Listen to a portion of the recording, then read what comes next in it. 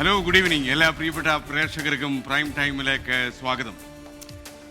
പ്രിയപ്പെട്ട പ്രേക്ഷകർക്ക് അറിയുന്ന പോലെ രാവിലെ ഞാൻ ഇന്ന് മോർണിംഗ് ഷോ കഴിഞ്ഞിട്ട് രാവിലെ നേരെ കൊല്ലത്തേക്ക് പോയിരിക്കുകയായിരുന്നു. നീണ്ടകര വരെ പോയി. അവിടെ പ്രശസ്ത വ്യവസായി ഷാജി ബേബി ജോൺ മരിച്ച കാര്യം നിങ്ങൾക്ക് അറിയാമെന്ന് അതിൻ്റെ സംസ്കാര ചടങ്ങുകളായിരുന്നു. ആ ചടങ്ങിൽ പങ്കെടുക്കാനാണ് ഞാൻ പോയത്. ഈ അടുത്ത കാലത്ത് എനിക്ക് ലഭിച്ച ഏറ്റവും നല്ല സുഹൃത്തുക്കളിൽ ഒരാളായിരുന്നു ഷാജി. കുറേ കാലമായി, 10-25 വർഷമായിട്ട് എന്നോടൊപ്പം സഞ്ചരിക്കുന്ന ഒരു നല്ല സുഹൃത്താണ്. അടുത്ത ആഴ്ച നമുക്ക് ഓഫീസിൽ വന്ന് കാണണം, കുറച്ച് കാര്യങ്ങളൊക്കെ സംസാരിക്കാനുണ്ടെന്ന് പറഞ്ഞു പോയ സുഹൃത്തിനെ പാതി വഴിയിൽ ഒരു ഇങ്ങനൊരു അവസ്ഥയിൽ കാണുന്ന വല്ലാത്ത സങ്കടമാണ്. ഇനി ഏറ്റവും വേദനിപ്പിച്ചത് എന്താണ് എന്ന് ചോദിച്ചാൽ, ബേബി ജോണിൻ്റെ മകനാണ് ഷാജി ബേബി ജോൺ. അദ്ദേഹത്തിന് ഒരു സഹോദരൻ ഷിബു ബേബി ജോൺ ഉണ്ട്, സഹോദരി ഷീല ജെയിംസ് ഉണ്ട്. അപ്പോൾ 2 മക്കളുമുണ്ട്. എന്നെ ഏറ്റവും വിഷമിപ്പിച്ച കാര്യം ബേബി ജോൺ എന്ന വലിയ രാഷ്ട്രീയ ഇതിഹാസത്തിൻ്റെ ധർമ്മപത്നി അന്നമ്മ ബേബി ജോൺ ഇപ്പോഴും ജീവനോടുണ്ട്, ജീവിച്ചിരിക്കുന്നുണ്ട്. ആ അമ്മയുടെ കൈ പിടിച്ച് കുറച്ച് നേരം ഞാൻ നിന്നു. സ്വന്തം അല്ലെങ്കിൽ താൻ ജീവിച്ചിരിക്കെ മകനില്ലാതാവുക എന്ന് പറഞ്ഞാൽ അമ്മയ്ക്ക് താങ്ങാൻ കഴിയുന്ന ഏറ്റവും വലിയ വേദനയാണ് ഈ ലോകത്ത് എന്ന് ഞാൻ വിശ്വസിക്കുന്നു. കുറേ നേരം അമ്മയുടെ കൈ പിടിച്ചെന്നപ്പോൾ ഞാൻ എന്നെ തന്നെ മറന്നുപോയി. ഏറ്റവും സങ്കടകരമായ ഒരു സാഹചര്യം കടന്നാണ് ഞാൻ ഇന്ന് ഈ പരിപാടിയിലേക്ക് വന്നിരിക്കുന്നത്. ഒരിക്കൽ കൂടി എൻ്റെ സുഹൃത്ത് ഷാജി ബേബി ജോണിന് ആദരാഞ്ജലികൾ. പ്രൈം ടൈം ആരംഭിക്കുന്നു.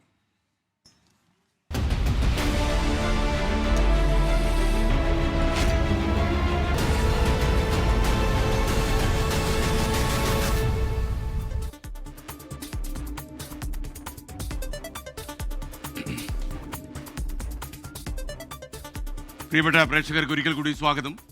പ്രൈം ടൈം തുടരുകയാണ്. തദ്ദേശ തെരഞ്ഞെടുപ്പ് തോൽവിയെക്കുറിച്ച് LDFിൻ്റെ വിശദ പരിശോധന ജനുവരിയിൽ. ഭരണവിരുദ്ധ വികാരമില്ല എന്ന CPM വിലയിരുത്തലിന് പിന്നാലെയാണ് ഈ തീരുമാനം.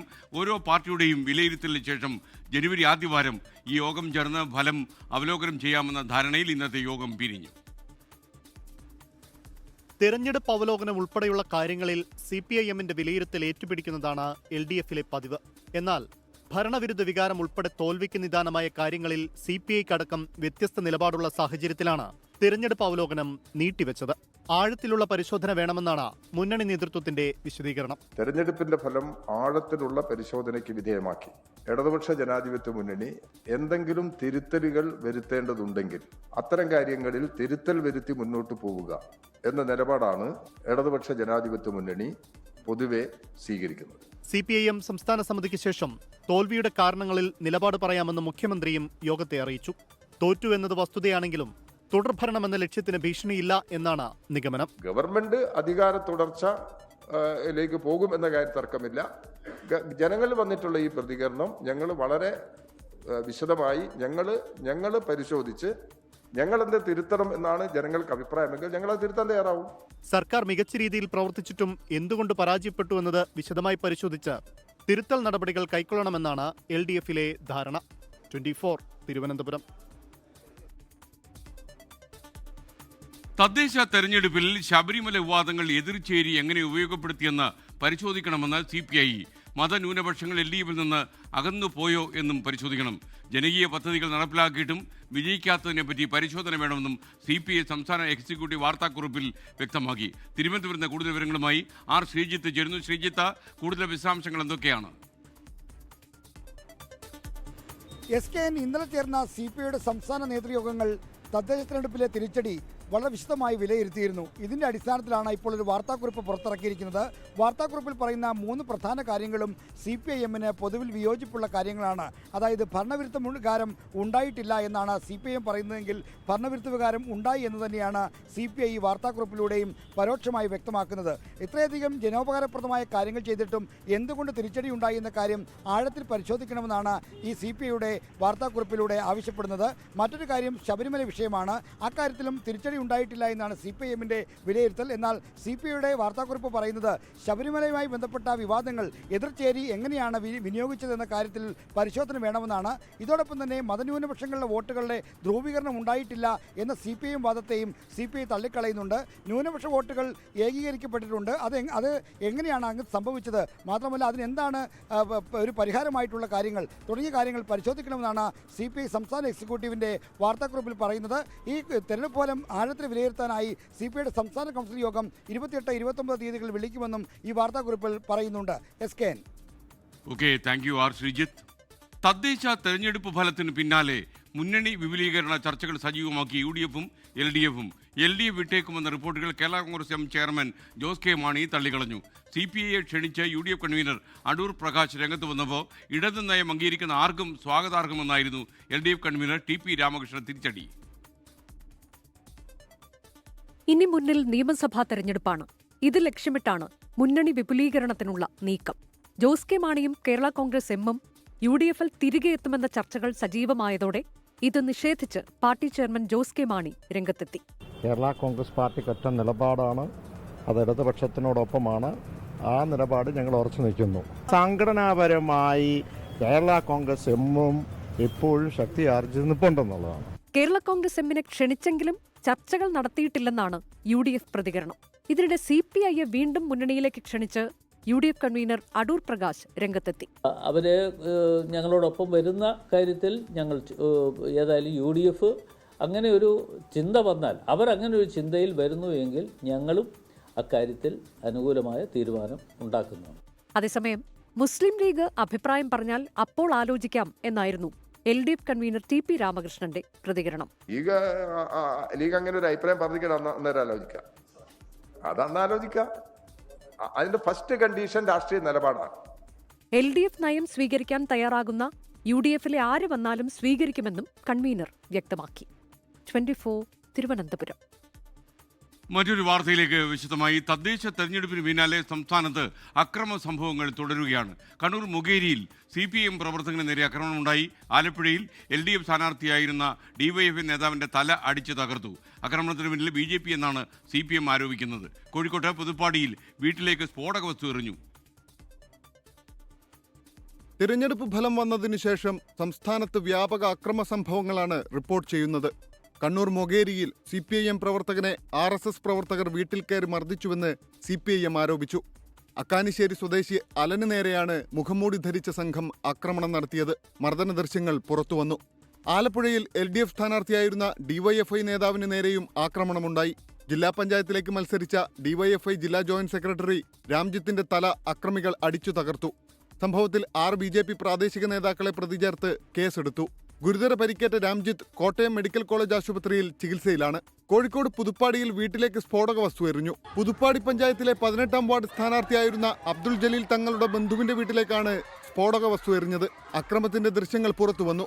അതിനിടെ കണ്ണൂർ പിണറായിയിലെ തിരഞ്ഞെടുപ്പ് വിജയാഘോഷം കഴിഞ്ഞ് ബാക്കി വന്ന പടക്കം കയ്യിൽ വെച്ച് പൊട്ടി CPIM പ്രവർത്തകന് ഗുരുതര പരിക്കേറ്റു. അപകടത്തിൽ CPIM പ്രവർത്തകൻ ബിപിൻ രാജിന്റെ കൈപ്പത്തി അറ്റുപോയി. വിവിധ ബ്യൂറോകൾക്കൊപ്പം ന്യൂസ് ഡെസ്ക് 24. എന്തായാലും ഇത് അവസാനിപ്പിക്കണം. കൊലക്കത്തി ആളുകൾ താഴെ വയ്ക്കണം. തെരഞ്ഞെടുപ്പ് എന്ന് പറഞ്ഞാൽ ഏറ്റവും സമാധാനപരമായി നടക്കുന്ന ഒരു സംസ്ഥാനമാണ് കേരളം. അതിന് ചീത്തപ്പേരുണ്ടാക്കരുത്. തദ്ദേശ തെരഞ്ഞെടുപ്പിൽ കാസർകോട്ട് CPM മുസ്ലിം ലീഗ് കൂട്ടുകെട്ട് എന്ന ആരോപണവുമായി BJP രംഗത്ത് വന്നു. മഞ്ചേശ്വരം, ഓർക്കാടി, കുമ്പള പഞ്ചായത്തുകളിൽ CPIM മുസ്ലിം ലീഗിനെ വോട്ട് മറിച്ചു കൊടുത്തു എന്ന് BJP ജില്ലാ പ്രസിഡന്റ് ML അശ്വിനി 24-നോട് ആരോപണം ഉന്നയിച്ചു. മഞ്ചേശ്വര നിയോജക മണ്ഡലം, മഞ്ചേശ്വര അസംബ്ലിയിലെ എല്ലാ പഞ്ചായത്തുകളിലും അവിടെ CPM പിന്നെ മുസ്ലിം ലീഗ് ധാരണയുണ്ടായിട്ടുണ്ടായിരുന്നു. നമ്മളെ ശക്തി കേന്ദ്ര മീൻസ് നമുക്കറിയാം മഞ്ചേശ്വരത്തിലെ വർക്കാടി ആവട്ടെ, പൈവളിക്ക്, അതേപോലെ മീഞ്ച, കുമ്പളെ, പിന്നെ എൻമക്കജ്, ഈ എല്ലാ സ്ഥലത്തിലും നമുക്ക് ശക്തി ഉണ്ടായ സ്ഥലത്ത് ഇവിടെ BJP-നെ തോൽപ്പിക്കാൻ വേണ്ടിയിട്ട് CPM പിന്നെ മുസ്ലിം ലീഗ് ഒറ്റക്കെട്ടായിട്ട് നിന്നിട്ടായിട്ട് BJP-നെ എതിർത്തു. BJP ഒറ്റക്കക്ഷിയായിട്ടുണ്ടായിരുന്നു. പക്ഷേ BJP-നെ തോൽപ്പിക്കാൻ വേണ്ടിയിട്ട് 2 കക്ഷികൾ ഒറ്റക്കെട്ടായിട്ട് നിന്നു. കാസർഗോഡ് നിന്ന് കൂടുതൽ വിവരങ്ങളുമായി പ്രൈം ടൈമിലേക്ക് അരുൺ പാറക്കൽ വരുന്നു. പറയൂ Arun. SKN good evening. SKN തദ്ദേശ തെരഞ്ഞെടുപ്പുമായി ബന്ധപ്പെട്ട ജില്ലയിലുടനീളം വ്യാപകമായി കള്ളവോട്ട് ചെയ്തെന്നും അതുപോലെ തന്നെ വാർഡ് വിഭജനത്തിൽ അപാകതയുണ്ടെന്നുമുള്ള ആരോപണങ്ങളൊക്കെ ഉയർന്നു വരുന്നുണ്ട്. അതിനിടയിലാണ് BJP-യുടെ ഒരു ആരോപണം വരുന്നത്. മഞ്ചേശ്വരം നിയോജക മണ്ഡലത്തിലെ പല പഞ്ചായത്തുകളിലും CPIM മുസ്ലിം ലീഗ് ധാരണയുണ്ടായിരുന്നു എന്നാണ് BJP ജില്ലാ പ്രസിഡന്റ് ML അശ്വിനി പറയുന്നത്. അതിന് അവർ ആധികാരികമായി ചൂണ്ടിക്കാട്ടുന്നൊരു കാര്യം, വോർക്കാടി പഞ്ചായത്തിലെ വാർഡ് 3 2020 തദ്ദേശ തെരഞ്ഞെടുപ്പിൽ CPIM സ്ഥാനാർത്ഥി LDF സ്ഥാനാർത്ഥി 500-ലധികം വോട്ട് നേടി വിജയിച്ച വാർഡായിരുന്നു. LDF-ന്റെ സിറ്റിംഗ് സീറ്റായിരുന്നു. പക്ഷേ ഇത്തവണത്തെ തദ്ദേശ തെരഞ്ഞെടുപ്പ് കഴിഞ്ഞപ്പോൾ LDF സ്വതന്ത്ര സ്ഥാനാർത്ഥിക്ക് ലഭിച്ചത് വെറും 29 വോട്ടാണ്. അവിടെ UDF സ്ഥാനാർത്ഥിയാണ് ജയിച്ചത്. BJP-യുടെ സ്ഥാനാർത്ഥി തോറ്റത് 24 വോട്ടിനാണ്. ഇത് ചൂണ്ടിക്കാട്ടിയാണ് BJP ഈ ഒരു ആരോപണം ഉന്നയിക്കുന്നത്. നേരത്തെ ML അശ്വിൻ സൂചിപ്പിച്ചതുപോലെ തന്നെ മീൻച, പൈവളികെ, മഞ്ചേശ്വരം, ഈ വോർക്കാടി പഞ്ചായത്തുകളൊക്കെ തന്നെ BJPക്ക് സ്വാധീനമുള്ള പഞ്ചായത്തുകളാണ്. പക്ഷേ ഇവിടെയൊക്കെ BJP പുറകിൽ പോകുന്ന ഒരു സാഹചര്യമുണ്ടായി. കേവലം നിസാര വോട്ടുകൾക്ക് തോൽക്കുന്നൊരു സാഹചര്യമുണ്ടായി. ഇത് മുസ്ലിം ലീഗിൻ്റെയും CPIM-ൻ്റെയും ധാരണയാണ് എന്നാണ് ML അശ്വിനി ആരോപിക്കുന്നത്. ആ ആരോപണം ഉയർത്തിക്കൊണ്ട് മുന്നോട്ട് പോകാനാണ് നിയമസഭാ തെരഞ്ഞെടുപ്പിനെ നേരിടാനാണ് BJP ആലോചിക്കുന്നത്. ഈ നിയമസഭാ തെരഞ്ഞെടുപ്പിൽ AK അഷ്റഫ് MLA, മുസ്ലിം ലീഗ് MLA, ഈ മഞ്ചേശ്വരം നിയോജക മണ്ഡലത്തിൽ 30,000 വോട്ടുകൾക്ക് ജയിക്കുമെന്നൊരു പ്രഖ്യാപനം നടത്തിയിരുന്നു. ആ പ്രഖ്യാപനത്തിന് പുറകിൽ ഈ ഒരു ധാരണയാണെന്നും ML അശ്വിനി ചൂണ്ടിക്കാട്ടുന്നുണ്ട്. എന്തായാലും ഇതൊരു രാഷ്ട്രീയ ആരോപണമായി തന്നെ ഉന്നയിക്കാനാണ് BJP തീരുമാനിച്ചിരിക്കുന്നത്. മറ്റൊന്ന് SKN പുല്ലൂർ പെരിയ പഞ്ചായത്തുമായി ബന്ധപ്പെട്ടാണ്. പുല്ലൂർ പെരിയ പഞ്ചായത്തിൽ UDF-നും LDF-നും ഒരേപോലുള്ള സീറ്റാണ്, സമനിലയാണ് അവിടെ ഉള്ളത്. അവിടെ ഒരു NDA സ്വതന്ത്രനുണ്ട്. സംസ്ഥാന ഘടകത്തിൻ്റെ തീരുമാനമനുസരിച്ച് പ്രാദേശിക അഭിപ്രായം കൂടി പരിഗണിച്ച് അവിടെ ഒരു NDA തീരുമാനമെടുക്കുമെന്നും ML അശ്വിനി ചൂണ്ടിക്കാട്ടിയിട്ടുണ്ട്. SKN. Okay, thank you Arun Parakkal. Harigovind ചോദിക്കുന്നു, ഷാജി ബേബിയോണ്ട് എന്താണ് പെട്ടെന്ന് പറ്റിയത്, വിഷമം തോന്നുന്നു കാണുമ്പോൾ എന്ന് പറയുന്നു. തീർച്ചയായിട്ടും എല്ലാവർക്കും അദ്ദേഹത്തെ അറിയുന്നവർക്കെല്ലാം വളരെ സങ്കടം തോന്നും. പ്രത്യേകിച്ച് കൊല്ലം, ചവറ, നീണ്ടകര ആ ഭാഗത്തൊക്കെ തന്നെ ബേബി ജോണിന് വലിയ പിൻബലമുള്ള സ്ഥലമാണ്. അദ്ദേഹത്തിൻ്റെ മകനായതുകൊണ്ട് തന്നെ അതും ഒരു അംഗീകാരമാണ്. കർണാടകത്തിലെ മണിപ്പാൽ ആശുപത്രിയിൽ ചികിത്സയിലായിരുന്നു കുറച്ച് ദിവസങ്ങളായി. പെട്ടെന്ന് ഇങ്ങനെയൊരു ഓർക്കാപ്പുറത്തൊരു അപകടം ഉണ്ടാകുമെന്ന് വിചാരിച്ചില്ല. PP ജെയിംസും ഞാനും ഒന്നിച്ച് തന്നെയാണ് ഇതിന് പോയത്. സദാശിവമുള്ള പറയുന്നു, എൻ്റെ വീട് അതിനടുത്താണ്, PP ജെയിംസിനെയും കണ്ടു എന്ന് അദ്ദേഹം പറയുന്നു. സന്തോഷം. പ്രതിപക്ഷ പ്രതിഷേധങ്ങൾക്കിടെ ദേശീയ തൊഴിലുറപ്പ് പദ്ധതി ഭേദഗതി ബിൽ ലോക്സഭയിൽ അവതരിപ്പിച്ചു. പദ്ധതിയുടെ പേരിൽ നിന്ന് ഗാന്ധിജിയുടെ പേര് ഒഴിവാക്കിയതിനെതിരെ പ്രതിപക്ഷം സഭയ്ക്കകത്തും പുറത്തും പ്രതിഷേധിച്ചു. റാംജിയിലൂടെ മഹാത്മാഗാന്ധിയുടെ രാമരാജ്യം സാക്ഷാത്കരിക്കാനാണ് ശ്രമിക്കുന്നതെന്ന് ബില്ല് അവതരിപ്പിച്ച കൃഷിമന്ത്രി ശിവരാജ് സിംഗ് ചൗഹാൻ പറഞ്ഞു. വിവാദമായ Viksit Bharat guarantee for Rozgar and Ajeevika mission Gramin bill കൃഷിമന്ത്രി ശിവരാജ് സിംഗ് ചൗഹാൻ അവതരിപ്പിച്ച ഘട്ടത്തിൽ തന്നെ പ്രതിപക്ഷ നിരയിൽ നിന്നും പ്രതിഷേധമുയർന്നു. അധികാര വികേന്ദ്രീകരണത്തിനും ഭരണഘടനയ്ക്കും വിരുദ്ധമായ ബില്ല് പിൻവലിക്കണമെന്ന പ്രിയങ്ക ഗാന്ധി. ഗാന്ധി ചിത്രങ്ങൾ ഉയർത്തി പ്രതിപക്ഷം പ്രതിഷേധിച്ചു. ഭരണപക്ഷം എതിർത്തതോടെ ഗാന്ധി തന്റെ കുടുംബത്തിന്റേതല്ലെന്നും ഗാന്ധിജി രാഷ്ട്രത്തിന്റേതാണെന്നും പ്രിയങ്ക. महात्मा गांधी जी मेरे परिवार के नहीं थे, लेकिन मेरे परिवार जैसे ही हैं और इस पूरे देश की यही भावना है सर. മഹാത്മാഗാന്ധിയുടെ പേര് നീക്കുന്നതിനെ ശക്തമായി എതിർത്ത ശശി തരൂർ MP ഗാന്ധിജിയുടെ രാമരാജ്യം രാഷ്ട്രീയ പദ്ധതിയല്ലെന്ന് വ്യക്തമാക്കി. Mahatma Gandhi's vision of Ram Rajya was never a purely political program. It was a socio-economic blueprint rooted in the empowerment of villages, and his unwavering faith in Gram Swaraj was part of his vision of Ram Rajya. KC Venugopal, NK Premachandran, Supriya Sule, Saugata Roy തുടങ്ങിയ പ്രതിപക്ഷ നിരയിലെ മുതിർന്ന നേതാക്കൾ bill അവതരണത്തെ എതിർത്തു. റാംജിയിലൂടെ മഹാത്മാഗാന്ധിയുടെ രാമരാജ്യം സാക്ഷാത്കരിക്കാനാണ് ശ്രമിക്കുന്നതെന്ന വിശദീകരണവുമായി മന്ത്രി ശിവരാജ് സിംഗ് ചൗഹാൻ രംഗത്ത് വന്നു. विकसित भारत रामजी बिल 2025 को सभा में पूरा स्थापित करने की अनुमति दी जाए. ഗാന്ധി ചിത്രങ്ങളുമായി പ്രതിപക്ഷം നടുത്തളത്തിലിറങ്ങിയതോടെ ബില്ല് സഭയുടെ മേശപ്പുറത്ത് വെച്ച് സഭ 1 മണിക്കൂർ നേരത്തേക്ക് പിരിഞ്ഞു. ഗാന്ധി ഹമാര ഹേ മുദ്രാവാക്യങ്ങളുമായി പ്രതിപക്ഷം സഭാ കവാടത്തിലും ഗാന്ധി പ്രതിമയ്ക്ക് മുന്നിലും പ്രതിഷേധിച്ചു. ബില്ല് സഭയിൽ ചർച്ചയ്ക്കെത്തുമ്പോഴും ശക്തമായി എതിർക്കുമെന്ന് പ്രതിപക്ഷം വ്യക്തമാക്കി. 24 ഡൽഹി. തദ്ദേശ തെരഞ്ഞെടുപ്പിന്റെ പേരിൽ പത്തനംതിട്ട CPM-ൽ ഉണ്ടായ തർക്കം പൊട്ടിത്തെറിയിലേക്ക്. CPM മൂടുതാങ്ങികളുടെ പാർട്ടിയാണെന്നും VS ഉണ്ടായിരുന്നെങ്കിൽ ഇങ്ങനെ സംഭവിക്കില്ലായിരുന്നുവെന്നും മുൻ MLA KC രാജഗോപാലിന് ആഞ്ഞടിച്ചു. വിഷയം ജില്ലാ കമ്മിറ്റി ചർച്ച ചെയ്ത് പരിശോധിക്കുമെന്ന് പത്തനംതിട്ട CPM ജില്ലാ സെക്രട്ടറി രാജു ഇബ്രഹാം പറഞ്ഞു. പത്തനംതിട്ട മെഴുവേലി പഞ്ചായത്തിൽ 150 വോട്ടിന്റെ ഭൂരിപക്ഷം പ്രതീക്ഷിച്ച മുതിർന്ന നേതാവ് KC രാജഗോപാലൻ ജയിച്ചത് 28 വോട്ടിന്. പഞ്ചായത്ത് ഭരണം CPM-ന് കിട്ടിയതുമില്ല. Kozhencherry area secretary TV Stalin കാലുവാരിയെന്ന ആരോപണം CPM-നെ പ്രതിരോധത്തിലാക്കിയിരുന്നു. ഇന്നും KC രാജഗോപാലൻ നേതൃത്വത്തിനെതിരെ രംഗത്തെത്തി. ഇപ്പം ഞങ്ങളുടെ എല്ലാവരുടെയും മൂടുതാങ്ങിയുടെ പാർട്ടിയാണ്. അത് പാർട്ടി നേതൃത്വം തിരുത്തണം. പാർട്ടി നേതൃത്വം തിരുത്തിയാൽ വീണ്ടും പാർട്ടി തന്നെ വീണ്ടും അധികാരത്തിൽ വരും. വിഷയം പാർട്ടി ഗൗരവത്തിൽ പരിശോധിക്കുമെന്ന് ജില്ലാ സെക്രട്ടറി രാജു എബ്രഹാം. ഏത് പരാതി ഉണ്ടെങ്കിലും അത് പാർട്ടി ഫോറത്തിലാണ് അത് തരേണ്ടത്. പാർട്ടി തെരഞ്ഞെടുപ്പ് സംബന്ധിച്ചാണെങ്കിലും പാർട്ടി പ്രവർത്തനം സംബന്ധിച്ചാണെങ്കിലും ഏത് കാര്യമാണെങ്കിലും അത് പാർട്ടിക്കുള്ളിലാണ്, പാർട്ടിക്കാണ് പരാതി തരേണ്ടത്. കോൺഗ്രസുകാർ വോട്ട് ചെയ്തതുകൊണ്ടാണ് ജയിച്ചതെന്ന KC രാജഗോപാലിന്റെ പരാമർശം കോൺഗ്രസ് മണ്ഡലം പ്രസിഡന്റ് തള്ളി. ഞങ്ങളുടെ രാഷ്ട്രീയ പ്രസ്ഥാനത്തിന് എത്രമാത്രം വോട്ട് ആർജിക്കാൻ പറ്റുമോ അത്രയും വോട്ട് ആർജിച്ചു. പക്ഷെങ്കിൽ മറ്റ് പല രാഷ്ട്രീയ പ്രസ്ഥാനത്തിൻ്റെയും പിന്തുണ ലഭിച്ചു എന്നുള്ളതാണ് അവസാനം അവിടുത്തെ വോട്ടിംഗ് നില കണ്ടു കഴിഞ്ഞാൽ നമുക്ക് മനസ്സിലാവുന്നത്. A. പത്മകുമാറിനും CPIM ജില്ലാ സെക്രട്ടേറിയറ്റ് അംഗം R. സനൽകുമാറിനുമെതിരെ ആറന്മുളയുടെ ചെമ്പ്ര എന്ന ഫേസ്ബുക്ക് പേജിൽ രൂക്ഷ വിമർശനമാണ് ഉയർന്നത്. ഇരുവരും പാർട്ടി വഞ്ചകന്മാരാണെന്നും പാർട്ടിയിൽ നിന്ന് ചവിട്ടി പുറത്താക്കണമെന്നുമായിരുന്നു പോസ്റ്റ്. 24 പത്തനംതിട്ട. പ്രിയപ്പെട്ട പ്രേക്ഷകർ, ഇപ്പോൾ കാണുന്ന വയനാട് പച്ചിലക്കാട് ജനവാസ മേഖലയിൽ ഇറങ്ങിയ കടുവയെ കണ്ടെത്താൻ വനംവകുപ്പ് നടത്തുന്ന ശ്രമങ്ങളുടെ ഭാഗമായിട്ടാണ് ഇപ്പോൾ അവർ പടക്കമൊക്കെ പൊട്ടിക്കുന്നുണ്ട്. കടുവയെ നിരീക്ഷിക്കാൻ ഡ്രോൺ നിരീക്ഷണമൊക്കെ ചെയ്തിരുന്നു. ഈ പ്രദേശം വനംവകുപ്പ് ഉദ്യോഗസ്ഥന്മാർ ഇപ്പോൾ വളഞ്ഞിരിക്കുകയാണ്.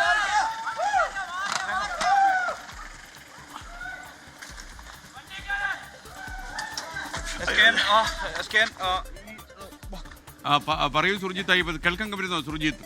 കേൾക്കാൻ കഴിയുമെങ്കിൽ അവിടെ ഇപ്പം എന്താ നടക്കുന്നത്? ഇവിടുന്ന് വേഗത്തിൽ ഇവിടെ നിന്ന് മാറാനുള്ള നിർദ്ദേശം നൽകിയിട്ടുണ്ട്.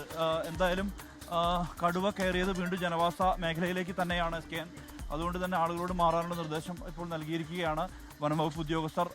കടുവ അല്പസമയം മുമ്പാണ് ആ ഇരിക്കുന്ന ഭാഗത്തു നിന്ന്, അതായത് ഈ ഇരിക്കുന്ന പുളിക്കൽ എന്ന് പറയുന്ന ആ പ്രദേശത്ത് നിന്ന് അത് പടക്കം പൊട്ടിച്ചപ്പോൾ അത് നേരെ ഓടി മാറിയത് റോഡിലേക്ക് ഓടി മാറിയിട്ടുണ്ട്. അതായത് ഈ തോട്ടം വഴി റോഡിലേക്കാണ് മാറിയിട്ടുള്ളത്. അതുകൊണ്ട് തന്നെ വലിയ ആശങ്ക നിലനിൽക്കുന്നുണ്ട് ആളുകളെ സംബന്ധിച്ചിടത്തോളം. ഇപ്പോൾ നിലവിൽ ആളുകളെ മുഴുവൻ പൂർണ്ണമായും ആ ജനവാസ മേഖലയിൽ നിന്ന് മാറ്റാൻ ഉള്ള ഒരു നീക്കമാണ് ഇപ്പോൾ വനംവകുപ്പ് ഉദ്യോഗസ്ഥർ നടത്തുന്നത്. എന്തായാലും എല്ലാവരോടും മാറാനുള്ള നിർദ്ദേശമാണ് ഇപ്പോൾ വനംവകുപ്പ് നൽകിയിട്ടുള്ളത്. കാരണം ഈ റോഡിൽ ഈ ദൗത്യം അത്യന്തം ദുഷ്കരമായ രീതിയിൽ തന്നെ മുന്നോട്ട് പോകുന്നൊരു സാഹചര്യമുണ്ട്. എന്തായാലും വേഗത്തിൽ തന്നെ ആളുകളെ അവിടെ നിന്നിരുന്ന ആളുകളെ പൂർണ്ണമായും അവിടെ നിന്ന് മാറ്റി. കടുവ മാറിയിട്ടുള്ളത് ഇപ്പോൾ ഈ അതിൻ്റെ എതിർഭാഗത്തേക്കാണ്. നേരത്തെ ഈ നീർവാരം വനമേഖലയിലേക്ക് കടുവ പോകുമെന്നുള്ളതായിരുന്നു കരുതിയിരുന്നത്. പക്ഷേ അങ്ങനെയല്ല കാര്യങ്ങൾ. അത് നേരെ ഇപ്പോൾ നിലവിൽ മാറിയിരിക്കുന്നത് മറ്റൊരു ഭാഗത്തേക്കാണ് എന്നുള്ളതാണ്. അതുകൊണ്ട് തന്നെ വാഹനങ്ങളടക്കം എല്ലാം മാറ്റിയിടുകയാണ്. എല്ലാ ജീവനക്കാരും, വനംവകുപ്പ് ജീവനക്കാരടക്കം സുരക്ഷിതമായ രീതിയിലുള്ള മാറി നിൽക്കുന്നൊരവസ്ഥയാണ് ഇപ്പോൾ നിലവിലുള്ളത്. ഇവിടെ അത്യന്തം ആശങ്കാജനകമായൊരു സാഹചര്യം എന്ന് വേണം പറയാം. വനംവകുപ്പിൻ്റെ വാഹനങ്ങൾ ചീറിപ്പാഞ്ഞ് പോകുന്നു, പോലീസ് വാഹനങ്ങൾ ചീറിപ്പാഞ്ഞ് പോകുന്നു. ഇവിടെ നിന്ന് മാറി നിൽക്കണം എന്നുള്ളതാണ് നിർദ്ദേശം.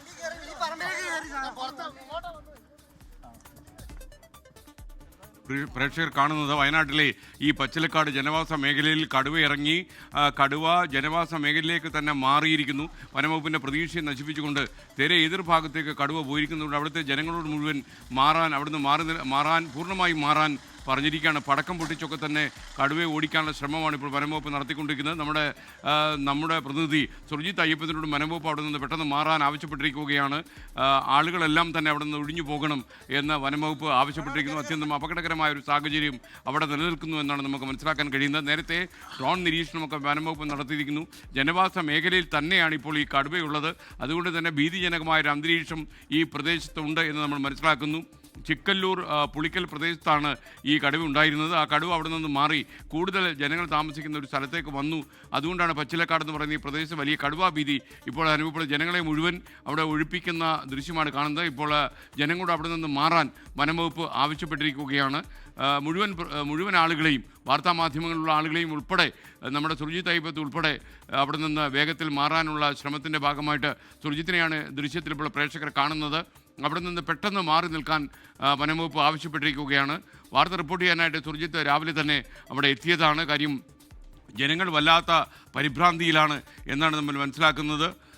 ഇവിടെ എവിടെയെങ്കിലും കടുവയുണ്ടോ എന്ന അന്വേഷണത്തിലാണ് വനംവകുപ്പ്. ഈ ഭാഗത്താണ് വനംവകുപ്പ് കടുവയെ അവസാനം കണ്ടത് എന്ന രീതിയിലുള്ള വാർത്തകളും കൂടി വരുന്നു. സുർജിത്ത് അയ്യപ്പത്തെ, താങ്കൾക്ക് സംസാരിക്കാമോ? ഇപ്പോൾ ഈ പടക്കം പൊട്ടിച്ച് കടുവയെ അകറ്റാനുള്ള ശ്രമമാണ് നടന്നുകൊണ്ടിരിക്കുന്നത്.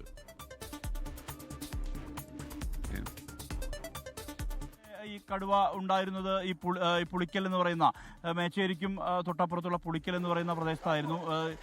ആ പ്രദേശത്ത് ഒരു കൊല്ലിയിലായിരുന്നു കടുവ തമ്പടിച്ചിരുന്നത്. അതിനെ രാത്രി തുരത്താനുള്ള ശ്രമം ആരംഭിച്ചു. പക്ഷേ കടുവ ഇപ്പോൾ നീർവാരം ഭാഗത്തേക്ക് പോകും, അങ്ങനെ വനമേഖലയിലേക്ക് കയറ്റാനുള്ള ശ്രമമാണ് ഉണ്ടായിരുന്നു. പക്ഷേ അത് ഓടിപ്പോയത് ഇപ്പുറത്ത്, അതായത് തൊട്ട് എതിർഭാഗത്തുള്ള പ്രദേശമാണ്. അവിടെ തോട്ടമാണ്.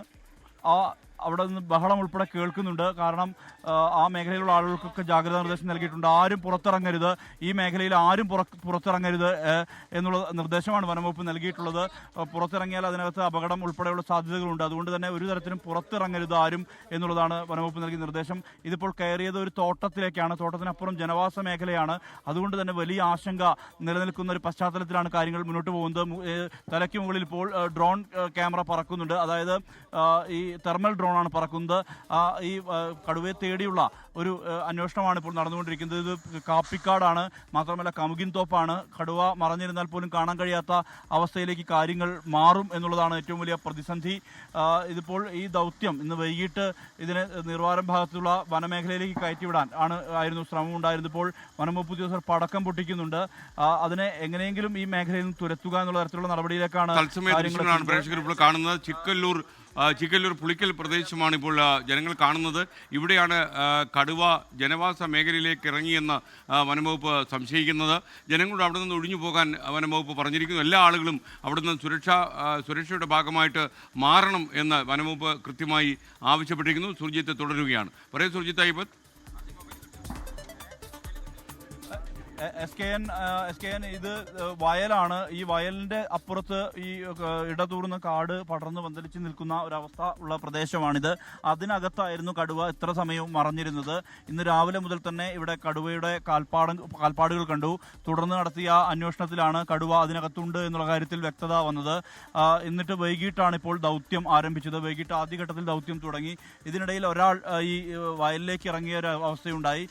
മദ്യപിച്ച ഒരാൾ ഇറങ്ങിയെന്നാണ് വനംവകുപ്പ് ഉദ്യോഗസ്ഥർ പറയുന്നത്. ഉടൻ തന്നെ ദൗത്യം താൽക്കാലികമായി നിർത്തിവെച്ചു. അല്പസമയം മുമ്പ്, അതായത് ഏതാണ്ടൊരു 10 മിനിറ്റ് മുമ്പാണ് ഈ കടുവയെ വീണ്ടും ഓടിക്കുന്ന ആ ഒരു ദൗത്യം തുടങ്ങിയത്. പക്ഷേ അത് പോയത് നീർവാരം ആ പ്രദേശത്തേക്കല്ല, നേരെ എതിർഭാഗത്തേക്കാണ് കടന്നത്. എതിർഭാഗത്തേക്ക് കടന്ന് തോട്ടത്തിലൂടെ കടുവ നേരെ തോട്ടത്തിലേക്ക് കയറിയ ഒരു അവസ്ഥയാണുള്ളത്. ഇപ്പോൾ നിലവിൽ ഡ്രോൺ നിരീക്ഷണം തുടരുന്നുണ്ട്.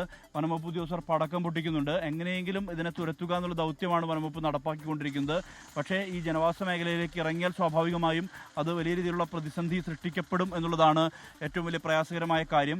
എന്തായാലും ഇപ്പോൾ നിലവിൽ ദൗത്യം തുടരുന്ന ഒരവസ്ഥയാണ് ഉള്ളത്. ഇപ്പോൾ നമ്മൾ ദൃശ്യങ്ങളിൽ കാണുന്നത് വനംവകുപ്പിന്റെ വാഹനങ്ങൾ തലങ്കും വലങ്കും ചീറിപ്പായുന്നു. ഒപ്പം തന്നെ പോലീസ് വാഹനങ്ങളും ചീറിപ്പായുന്നു. ഈ തോട്ടത്തിലേക്കാണ്, തൊട്ടടുത്തുള്ള തോട്ടത്തിലേക്കാണ് കടുവ കയറിയത്. അതുകൊണ്ട് തന്നെ സുരക്ഷിതമായി ഇരിക്കണം എന്നുള്ള നിർദ്ദേശം വനംവകുപ്പ് ഉദ്യോഗസ്ഥർ നൽകിയിട്ടുണ്ട്. അതിന്റെ അടിസ്ഥാനത്തിൽ വാഹനങ്ങൾക്കകത്തേക്കാണ് എല്ലാവരും കയറി നിൽക്കുന്ന ഒരു സാഹചര്യം ഉള്ളത്. ഉദ്യോഗസ്ഥർ മാത്രമാണ് പുറത്തുള്ളത്. പുറത്തിറങ്ങരുത് എന്നുള്ള നിർദ്ദേശം നൽകിയിട്ടുണ്ട്. കാരണം കടുവ കയറിയിരിക്കുന്നത് തോട്ടത്തിലേക്കാണ്. തോട്ടത്തിലേക്കായതിനാൽ തന്നെ അത് വലിയ രീതിയിലുള്ള ആശങ്കയുണ്ട്. 2 DFOമാർ ഇവിടെയുണ്ട്. ഒരു Wayanad south DFO Ajith K Raman, north DFO Santhosh Kumar എന്നിവർ നേരത്തെ തന്നെ ഈ പ്രദേശത്ത് തമ്പടിച്ചാണ് സ്ഥിതിഗതികൾ അന്വേഷിച്ചിരുന്നത്. എന്തായാലും കടുവ ഇപ്പോൾ കയറിയത് എതിർഭാഗത്തുള്ള തോട്ടത്തിലേക്കാണ് എന്നുള്ളതാണ് വലിയ പ്രതിസന്ധിയും ആശങ്കയുമായി നിലനിൽക്കുന്നത്. രാത്രി ആയതിനാൽ തന്നെ ദൃശ്യം വേണ്ട വിധത്തിൽ ലഭ്യമാകാത്തൊരു സ്ഥിതി ഉണ്ടായിട്ടുണ്ട്. അത് നേരെ പാഞ്ഞ് കടുവ കയറിയത് എതിർഭാഗത്തുള്ള, അതായത് നീർവാരം അമ്മാനി വനമേഖല പാതിരി വനമേഖലയാണ്. ആ പാതിരി വനമേഖലയിലേക്ക് ഇത് പോകുമെന്നുള്ളതാണ് കരുതിയിരുന്നത്. പക്ഷേ ആ തരത്തിലല്ല. അത് ഓടിപ്പോയത് എതിർഭാഗത്തേക്കാണ്. അത് നേരെ ഓടി മാറുകയാണ് ഉണ്ടായത്. ഇപ്പോഴും ഡ്രോൺ നിരീക്ഷണം തുടരുന്നൊരവസ്ഥയുണ്ട്. ഡ്രോൺ നിരീക്ഷണം തെർമൽ ഡ്രോണാണ് എന്നുള്ളത് കൊണ്ട് തന്നെ കടുവയെ കണ്ടെത്താൻ കഴിയും, അതിനെ മോണിറ്റർ ചെയ്യാൻ കഴിയും എന്നുള്ള പ്രതീക്ഷയാണ് ഉള്ളത്. എന്തായാലും വയനാട് വന്യജീവി സങ്കേതത്തിലെ കടുവയാണിത്.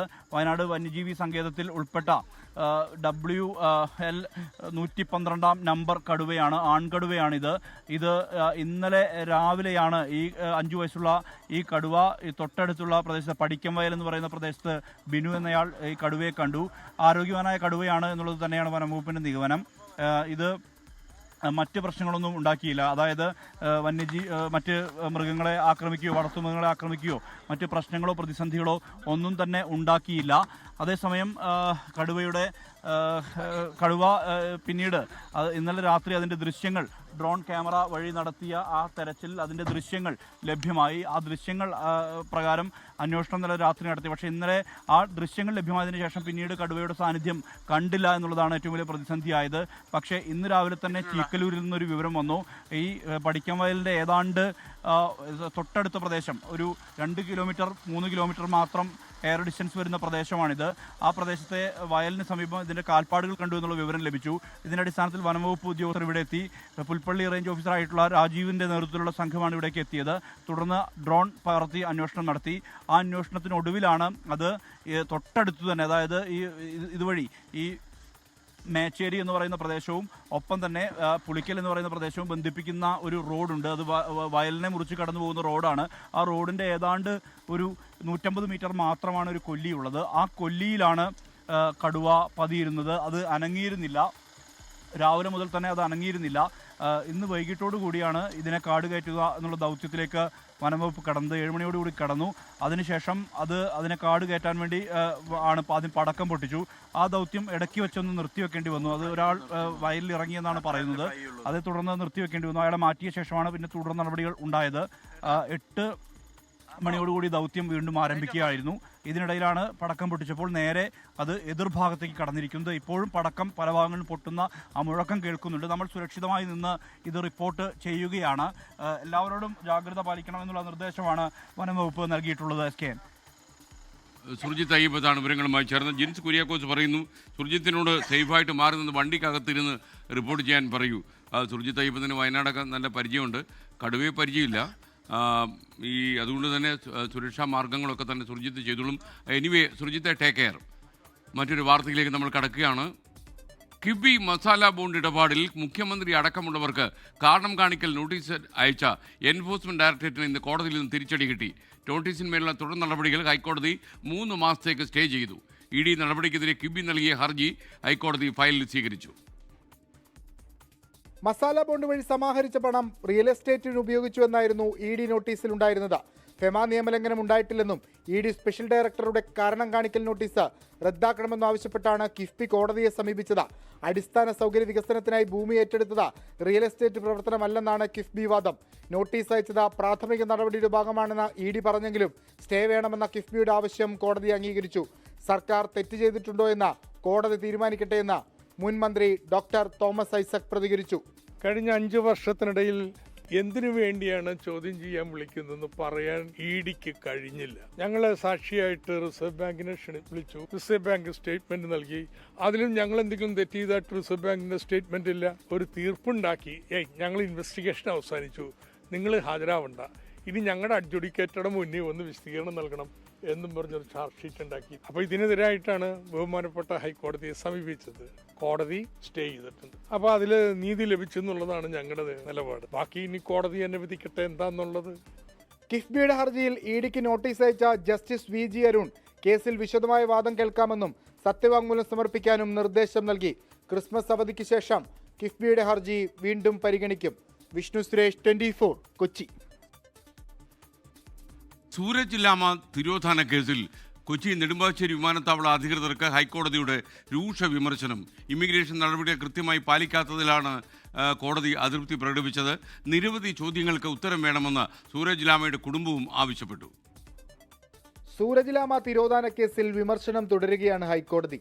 പോലീസും എയർപോർട്ട് അധികൃതരും കളമശ്ശേരി മെഡിക്കൽ കോളേജുമാണ് വെട്ടിലായത്. കുവൈറ്റിൽ നിന്ന് ഡീപ്പോർട്ട് ചെയ്തയാൾ വിമാനത്താവളത്തിലെത്തുമ്പോൾ കൂടുതൽ ജാഗ്രത പുലർത്തണ്ടേയെന്ന് കോടതി ചോദിച്ചു. പോലീസ് റിപ്പോർട്ടിന്റെ അടിസ്ഥാനത്തിൽ എമിഗ്രേഷനിൽ നടന്ന വീഴ്ചയും കോടതി എണ്ണിപ്പറഞ്ഞു. സൂരജ് ലാമയെ കാണുന്നില്ല എന്ന കുടുംബത്തിന്റെ പരാതിയിൽ നെടുമ്പാശ്ശേരി പോലീസ് കൃത്യമായി ഇടപെട്ടില്ലെന്നും കുടുംബം ആരോപിച്ചു. സമാനതകളില്ലാത്ത ബുദ്ധിമുട്ടിലൂടെയാണ് ആ മനുഷ്യൻ കടന്നുപോയത്. വെൽഫെയർ സ്റ്റേറ്റ് എന്ന് പറയുന്ന സ്ഥലത്താണിത് സംഭവിച്ചതെന്നും കോടതി ഓർമ്മിപ്പിച്ചു. കളമശ്ശേരിയിലെ ആളൊഴിഞ്ഞ പറമ്പിൽ നിന്ന് ലഭിച്ച മൃതദേഹത്തിന്റെ DNA പരിശോധനാ ഫലം ഇനിയും വന്നിട്ടില്ല. കേസ് വീണ്ടും പരിഗണിക്കും. വിഷ്ണു സുരേഷ്, 24 കൊച്ചി. ഗോവ നിശ ക്ലബ്ബ് തീപിടുത്ത കേസിൽ ഡൽഹിയിലെത്തിച്ച ലൂത്ര സഹോദരന്മാരെ റിമാൻഡ് ചെയ്തു. തീപിടുത്തത്തിന് ശേഷം രാജ്യം വിട്ട സൗരവ് ലൂത്രയെയും ഗൗരവ് ലൂത്രയെയും തായ്ലൻഡിൽ നിന്നാണ് പോലീസ് പിടികൂടിയത്. ഈ മാസം 7-നുണ്ടായ തീപിടുത്തത്തിൽ 25 പേരാണ് മരിച്ചത്. 6 പേർക്ക് ഗുരുതരമായി പരുക്കേൽക്കുകയും ചെയ്തു. പിന്നാലെ ഉടമകളായ ഗൗരവ് ലുത്രയും സൗരവ് ലുത്രയും തായ്ലൻഡിലേക്ക് കടന്നു. ബ്ലൂ കോണൻ നോട്ടീസ് അടക്കം പുറപ്പെടുവിച്ച് സമഗ്രമായ അന്വേഷണം നടക്കുന്നതിനിടയിലാണ് ഗോവ പോലീസ് നിർദ്ദേശപ്രകാരം തായ്ലൻഡ് പോലീസ് ഇവരെ ഫുക്കറ്റിൽ നിന്നും വലയിലാക്കിയത്. നടപടിക്രമങ്ങൾ പൂർത്തിയാക്കി തായ്ലൻഡ് പോലീസ് കഴിഞ്ഞ ദിവസമാണ് പ്രതികളെ ഗോവ പോലീസിന് കൈമാറിയത്. സംഭവത്തിന് പിന്നാലെ ഇരുവരുടെയും പാസ്പോർട്ട് റദ്ദാക്കി. ഇന്ത്യൻ എംബസി താൽക്കാലിക പാസ്പോർട്ട് അനുവദിച്ചതിനു ശേഷമാണ് ഇരുവരെയും നാട്ടിലെത്തിക്കുന്നത്. അപകടം നടന്ന 10ാം ദിവസമാണ് തായ്ലൻഡിൽ നിന്നും ഡൽഹി എയർപോർട്ടിൽ പ്രതികളെ എത്തിച്ചത്. ഗോവ പോലീസിന് കസ്റ്റഡിയിൽ തുടരുന്ന ഇരുവരെയും ട്രാൻസിറ്റ് റിമാൻഡ് തേടി ഡൽഹി കോടതിയിൽ ഹാജരാക്കും. കൂടുതൽ അന്വേഷണത്തിനായി ഇരുവരെയും ഗോവയിലേക്ക് കൊണ്ടുപോകുമെന്നാണ് പോലീസ് നൽകുന്ന വിവരം. 24 ഡൽഹി. മുഖ്യമന്ത്രിയെ ക്ലിഫ് ഹൗസിലെത്തി കണ്ട് നടിയെ ആക്രമിച്ച കേസിലെ അതിജീവിത നിയമ പോരാട്ടത്തിൽ അതിജീവിതയ്ക്കൊപ്പം ഉണ്ടാകുമെന്ന് മുഖ്യമന്ത്രി പിണറായി വിജയൻ ഉറപ്പ് നൽകി. കേസിൽ 10 ദിവസങ്ങൾക്കുള്ളിൽ ഹൈക്കോടതിയിൽ അപ്പീൽ കൊടുക്കാനാണ് പ്രോസിക്യൂഷന്റെ തീരുമാനം. വിധിന്യായത്തിന്റെ കൂടുതൽ വിവരങ്ങൾ ഇന്ന് പുറത്തുവരികയും ചെയ്തു. ഇന്ന് വൈകുന്നേരമാണ് അതിജീവിത മുഖ്യമന്ത്രിയുടെ ഔദ്യോഗിക വസതിയിൽ എത്തിയത്. പിണറായി വിജയനുമായി അതിജീവിത 20 മിനിറ്റ് കൂടിക്കാഴ്ച നടത്തി. സർക്കാർ ഒപ്പമുണ്ടെന്ന് മുഖ്യമന്ത്രി അതിജീവിതയ്ക്ക് ഉറപ്പ് നൽകി. വിചാരണ കോടതി വിധിക്കെതിരെ ഹൈക്കോടതിയെ സമീപിക്കാനുള്ള നടപടിക്രമങ്ങൾ പ്രോസിക്യൂഷൻ തുടരുകയാണ്. വിധിപ്പകർപ്പ് വിശദമായി പരിശോധിച്ചു. ഹൈക്കോടതിയിൽ നൽകാനുള്ള അപ്പീൽ തയ്യാറാക്കിക്കൊണ്ടിരിക്കുകയാണ്. സർക്കാർ അനുമതി കൂടി ലഭിച്ചാൽ അപ്പീൽ ഉടൻ ഫയൽ ചെയ്യുമെന്ന് സ്പെഷ്യൽ പ്രോസിക്യൂട്ടർ വി അജകുമാർ പറഞ്ഞു. സൈബർ ആക്രമണങ്ങളെ ഭയക്കുന്നില്ലെന്നും അജകുമാർ കൂട്ടിച്ചേർത്തു. എത്രത്തോളം വേണമെങ്കിലും സൈബർ ആക്രമണം നടത്തിക്കോട്ടെ, പക്ഷേ സൈബർ ആക്രമണം നേരിടാൻ നിവൃത്തിയില്ലാത്തവർ പല പരാതികളും കൊടുക്കുന്നുണ്ട്. ഞാൻ സൈബർ ആക്രമണം നേരിടാൻ തയ്യാറാണ്. 150% കോൺഫിഡൻസ്. അപ്പീൽ തയ്യാറായിക്കൊണ്ടിരിക്കുകയാണ്. ഗൂഢാലോചന തെളിയിക്കാൻ പ്രോസിക്യൂഷൻ പരാജയപ്പെട്ടതിന്റെ കൂടുതൽ വിവരങ്ങളും ഇന്ന് പുറത്തുവന്നു.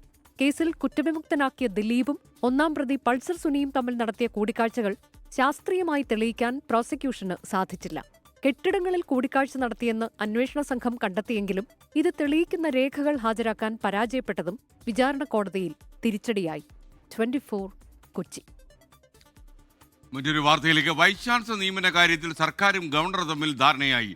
ഡോക്ടർ സിസ തോമസിനെ KTU VC ആയി നിയമിച്ചു.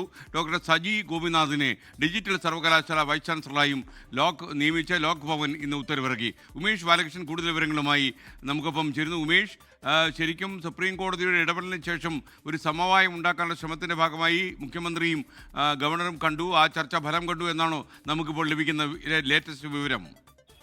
തീർച്ചയായും എസ്കെൻ, ഈ വിജ്ഞാപനത്തിലൂടെ അതാണ് മനസ്സിലാക്കാൻ കഴിയുന്നത്. നാളെയാണ് സുപ്രീം കോടതി കേസ് സുപ്രീം കോടതിയിൽ സ്വന്തം നിലയിൽ നാളെ VC-മാരെ നിയമിക്കും. അതിനുവേണ്ടിയുള്ള നാളെ കേസ് പരിഗണിക്കാനിരിക്കെയാണ് അസാധാരണവും ഒരുപക്ഷെ നിർണായകവുമായ നീക്കം ഇപ്പോൾ ലോക് ഭവൻ നടത്തിയിരിക്കുന്നത്.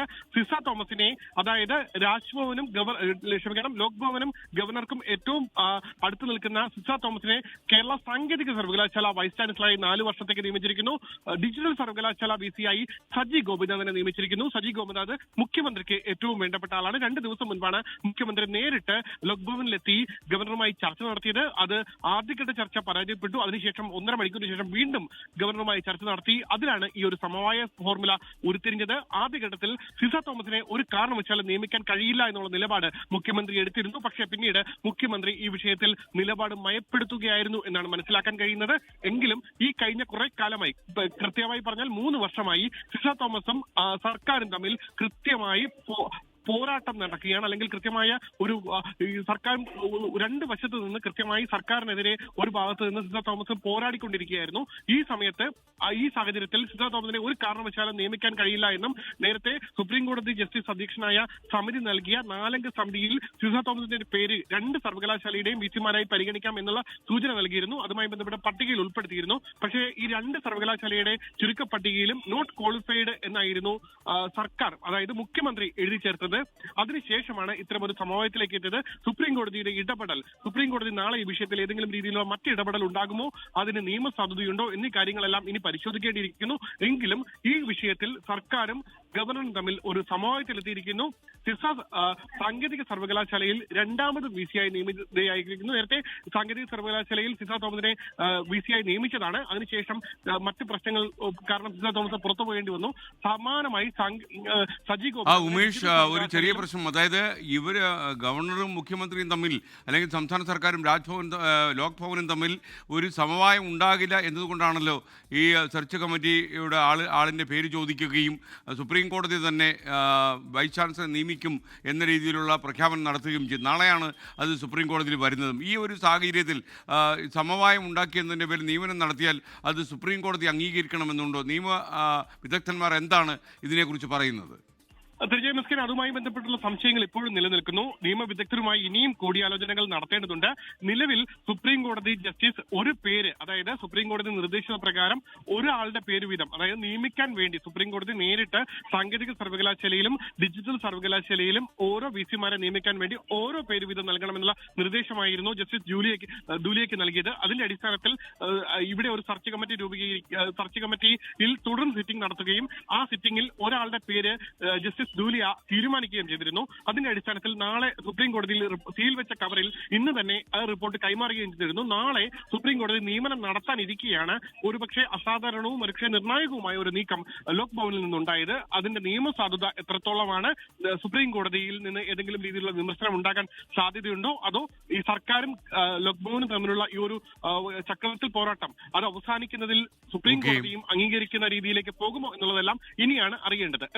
ഇപ്പോൾ വരുന്നൊരു വാർത്തയാണ്. വയനാട് പനമരം ജനവാസ മേഖലയിൽ ഇറങ്ങിയ കടുവ മേച്ചേരിക്കുന്ന ഭാഗത്ത് നിലയുറപ്പിച്ചിരിക്കുന്നത് വനംവകുപ്പ്. ആളുകൾ പുറത്തിറങ്ങുന്നതിൻ്റെ ലൈവ് ദൃശ്യങ്ങളാണ് പ്രേക്ഷകർ ഇപ്പോൾ കാണുന്നത്. ഇപ്പോൾ കടുവ ചാടിപ്പോകുന്ന ദൃശ്യമാണ് പ്രേക്ഷകർ കാണുന്നത്. ആളുകൾ പുറത്തിറങ്ങരുതെന്ന് പോലീസിന്റെ കർശന നിർദ്ദേശം വന്നു കഴിഞ്ഞു. സുർജിത്ത് അയ്യപ്പത്ത ഈ സംഭവ സ്ഥലത്ത് നിന്ന് തത്സമയം ചേരുകയാണ്. പറയൂ സുർജിത്ത്, യഥാർത്ഥത്തിൽ ഈ കടുവയുടെ ദൃശ്യം, ഈ കടുവ ഓടിപ്പോകുന്നത് ഏത് ഭാഗത്തേക്കാണ്? അവിടെ ജനവാസ മേഖലയാണോ? തീർച്ചയായും SKN, ഈ കടുവ തമ്പടിച്ചിരുന്നത് പുളിക്കൽ എന്ന് പറയുന്ന പ്രദേശത്താണ്. അതിന്റെ എതിർഭാഗം വയലാണ്, വയലിനകത്തുള്ള ഒരു കൊല്ലിയാണത്. ആ കൊല്ലിക്കകത്തായിരുന്നു രാവിലെ മുതൽ കടുവയുടെ സാന്നിധ്യം ഉണ്ടായിരുന്നത്. പക്ഷേ ഇന്ന് വൈകിട്ട് പടക്കം പൊട്ടിച്ചിരുന്ന കടുവ ഓടിയത് ആ വയലിലൂടെ കടന്ന് അത് പോകുന്നത് നേരെ മേച്ചേരിക്കുന്ന് എന്ന് പറയുന്ന പ്രദേശത്താണ്. മേച്ചേരിക്കുന്ന് ആ ഭാഗത്താണ് ഇപ്പോൾ നമ്മൾ നിൽക്കുന്നത്. നമ്മുടെ വീടിന് അടുത്തു നിന്നാണ് റിപ്പോർട്ട് ചെയ്യുന്നത്. തൊട്ടപ്പുറത്തുള്ള തോട്ടത്തിലേക്കാണ് കടുവ കയറിയിരിക്കുന്നത്. അതിനപ്പുറം ജനവാസ മേഖലയാണ്. നേരത്തെ ഈ കടുവ സാന്നിധ്യമുണ്ടായ ആ പ്രദേശമടക്കം, ആ പ്രദേശം ഉൾപ്പെടെ അത് ഇതിന്റെ ഭാഗം വരുന്ന മേഖലയാണ്. എന്തായാലും ഇത് അപ്പുറത്തേക്ക് ഓടിപ്പോകുന്ന ദൃശ്യം കൂടി ലഭിച്ചിട്ടുണ്ട്. എന്തായാലും അതിൽ കൃത്യമായ രീതിയിൽ തന്നെയുണ്ട്. അതിവേഗത്തിൽ ആ കടുവ അപ്പുറത്തേക്ക് കിടക്കുന്നു. ആരോഗ്യവാനായ കടുവയാണ്. അത് ഇത്ര സമയവും അത് പതുങ്ങി ആ കൊല്ലിയിൽ തന്നെ ഈ പകൽ സമയം മുഴുവൻ ഇരിക്കുകയായിരുന്നു. ഇതിനുശേഷം നേരെ നീർവാരം അമ്മാനി വനമേഖലയിലേക്ക് തുരത്തുക എന്നുള്ള ദൗത്യമാണ് വനംവകുപ്പ് നടപ്പാക്കാൻ വേണ്ടി തീരുമാനിച്ചിരുന്നത്. പക്ഷേ അത് പോയത് അമ്മാനി ഭാഗത്തേക്കല്ല, നേരെ മേച്ചേരിക്കുന്ന പ്രദേശത്തേക്കാണ്. കടുവ വീണ്ടും അത് പടക്കം പൊട്ടിച്ചപ്പോൾ ഓടി എത്തിയിരിക്കുന്നത്. തെർമൽ ഡ്രോൺ അടക്കമുള്ള കാര്യങ്ങൾ വെച്ചുകൊണ്ട് നിരീക്ഷണം ഇപ്പോഴും തുടരുകയാണ്. അതുകൊണ്ട് തന്നെ ആളുകളൊന്നും പുറത്തിറങ്ങരുത് എന്നുള്ള നിർദ്ദേശം വനംവകുപ്പും ഒപ്പം തന്നെ പോലീസും പനമരം പഞ്ചായത്തും അനൗൺസ്മെന്റ് വഴി അറിയിക്കുന്നുമുണ്ട്. തെർമൽ ഡ്രോൺ വഴിയുള്ള നിരീക്ഷണം ഇപ്പോഴും തുടരുകയാണ്. ഇവിടെ കാപ്പിക്കാടുകളടക്കമുള്ള പ്രദേശമാണ്. അതുമാത്രമല്ല കമുകിൻ തോട്ടങ്ങളുള്ള പ്രദേശമാണ്. സ്വാഭാവികമായും ആളുകളെ സംബന്ധിച്ച് വലിയ രീതിയിലുള്ള ആ ഒരു ആശങ്ക നിലനിൽക്കുന്ന ഒരു പശ്ചാത്തലം കൂടിയുണ്ട്. വനംവകുപ്പ് കരുതിയ പോലെയല്ല കാര്യങ്ങൾ ഉണ്ടായിട്ടുള്ളത്. അത് നേരെ നിർവാരം വഴി അതിനെ അമ്മാനി പാതിരി വനമേഖലയിലേക്ക് കയറ്റിവിടാൻ ഉള്ള ശ്രമമായിരുന്നു ഉണ്ടായിരുന്നത്. 2 കിലോമീറ്റർ മാത്രമാണ് ഇവിടെ വനമേഖല ഉള്ളത്. ആകാശദൂരം പരിശോധിക്കുമ്പോൾ അത്രമാത്രമാണ് വനമേഖല ഉള്ളത്. ആ വനമേഖലയിൽ കയറിക്കഴിഞ്ഞാൽ സുരക്ഷിതമായ രീതിയിൽ തന്നെ മറ്റ് പ്രശ്നങ്ങൾ ഉണ്ടാകില്ല എന്നുള്ളതാണ് കരുതിയിരുന്നത്.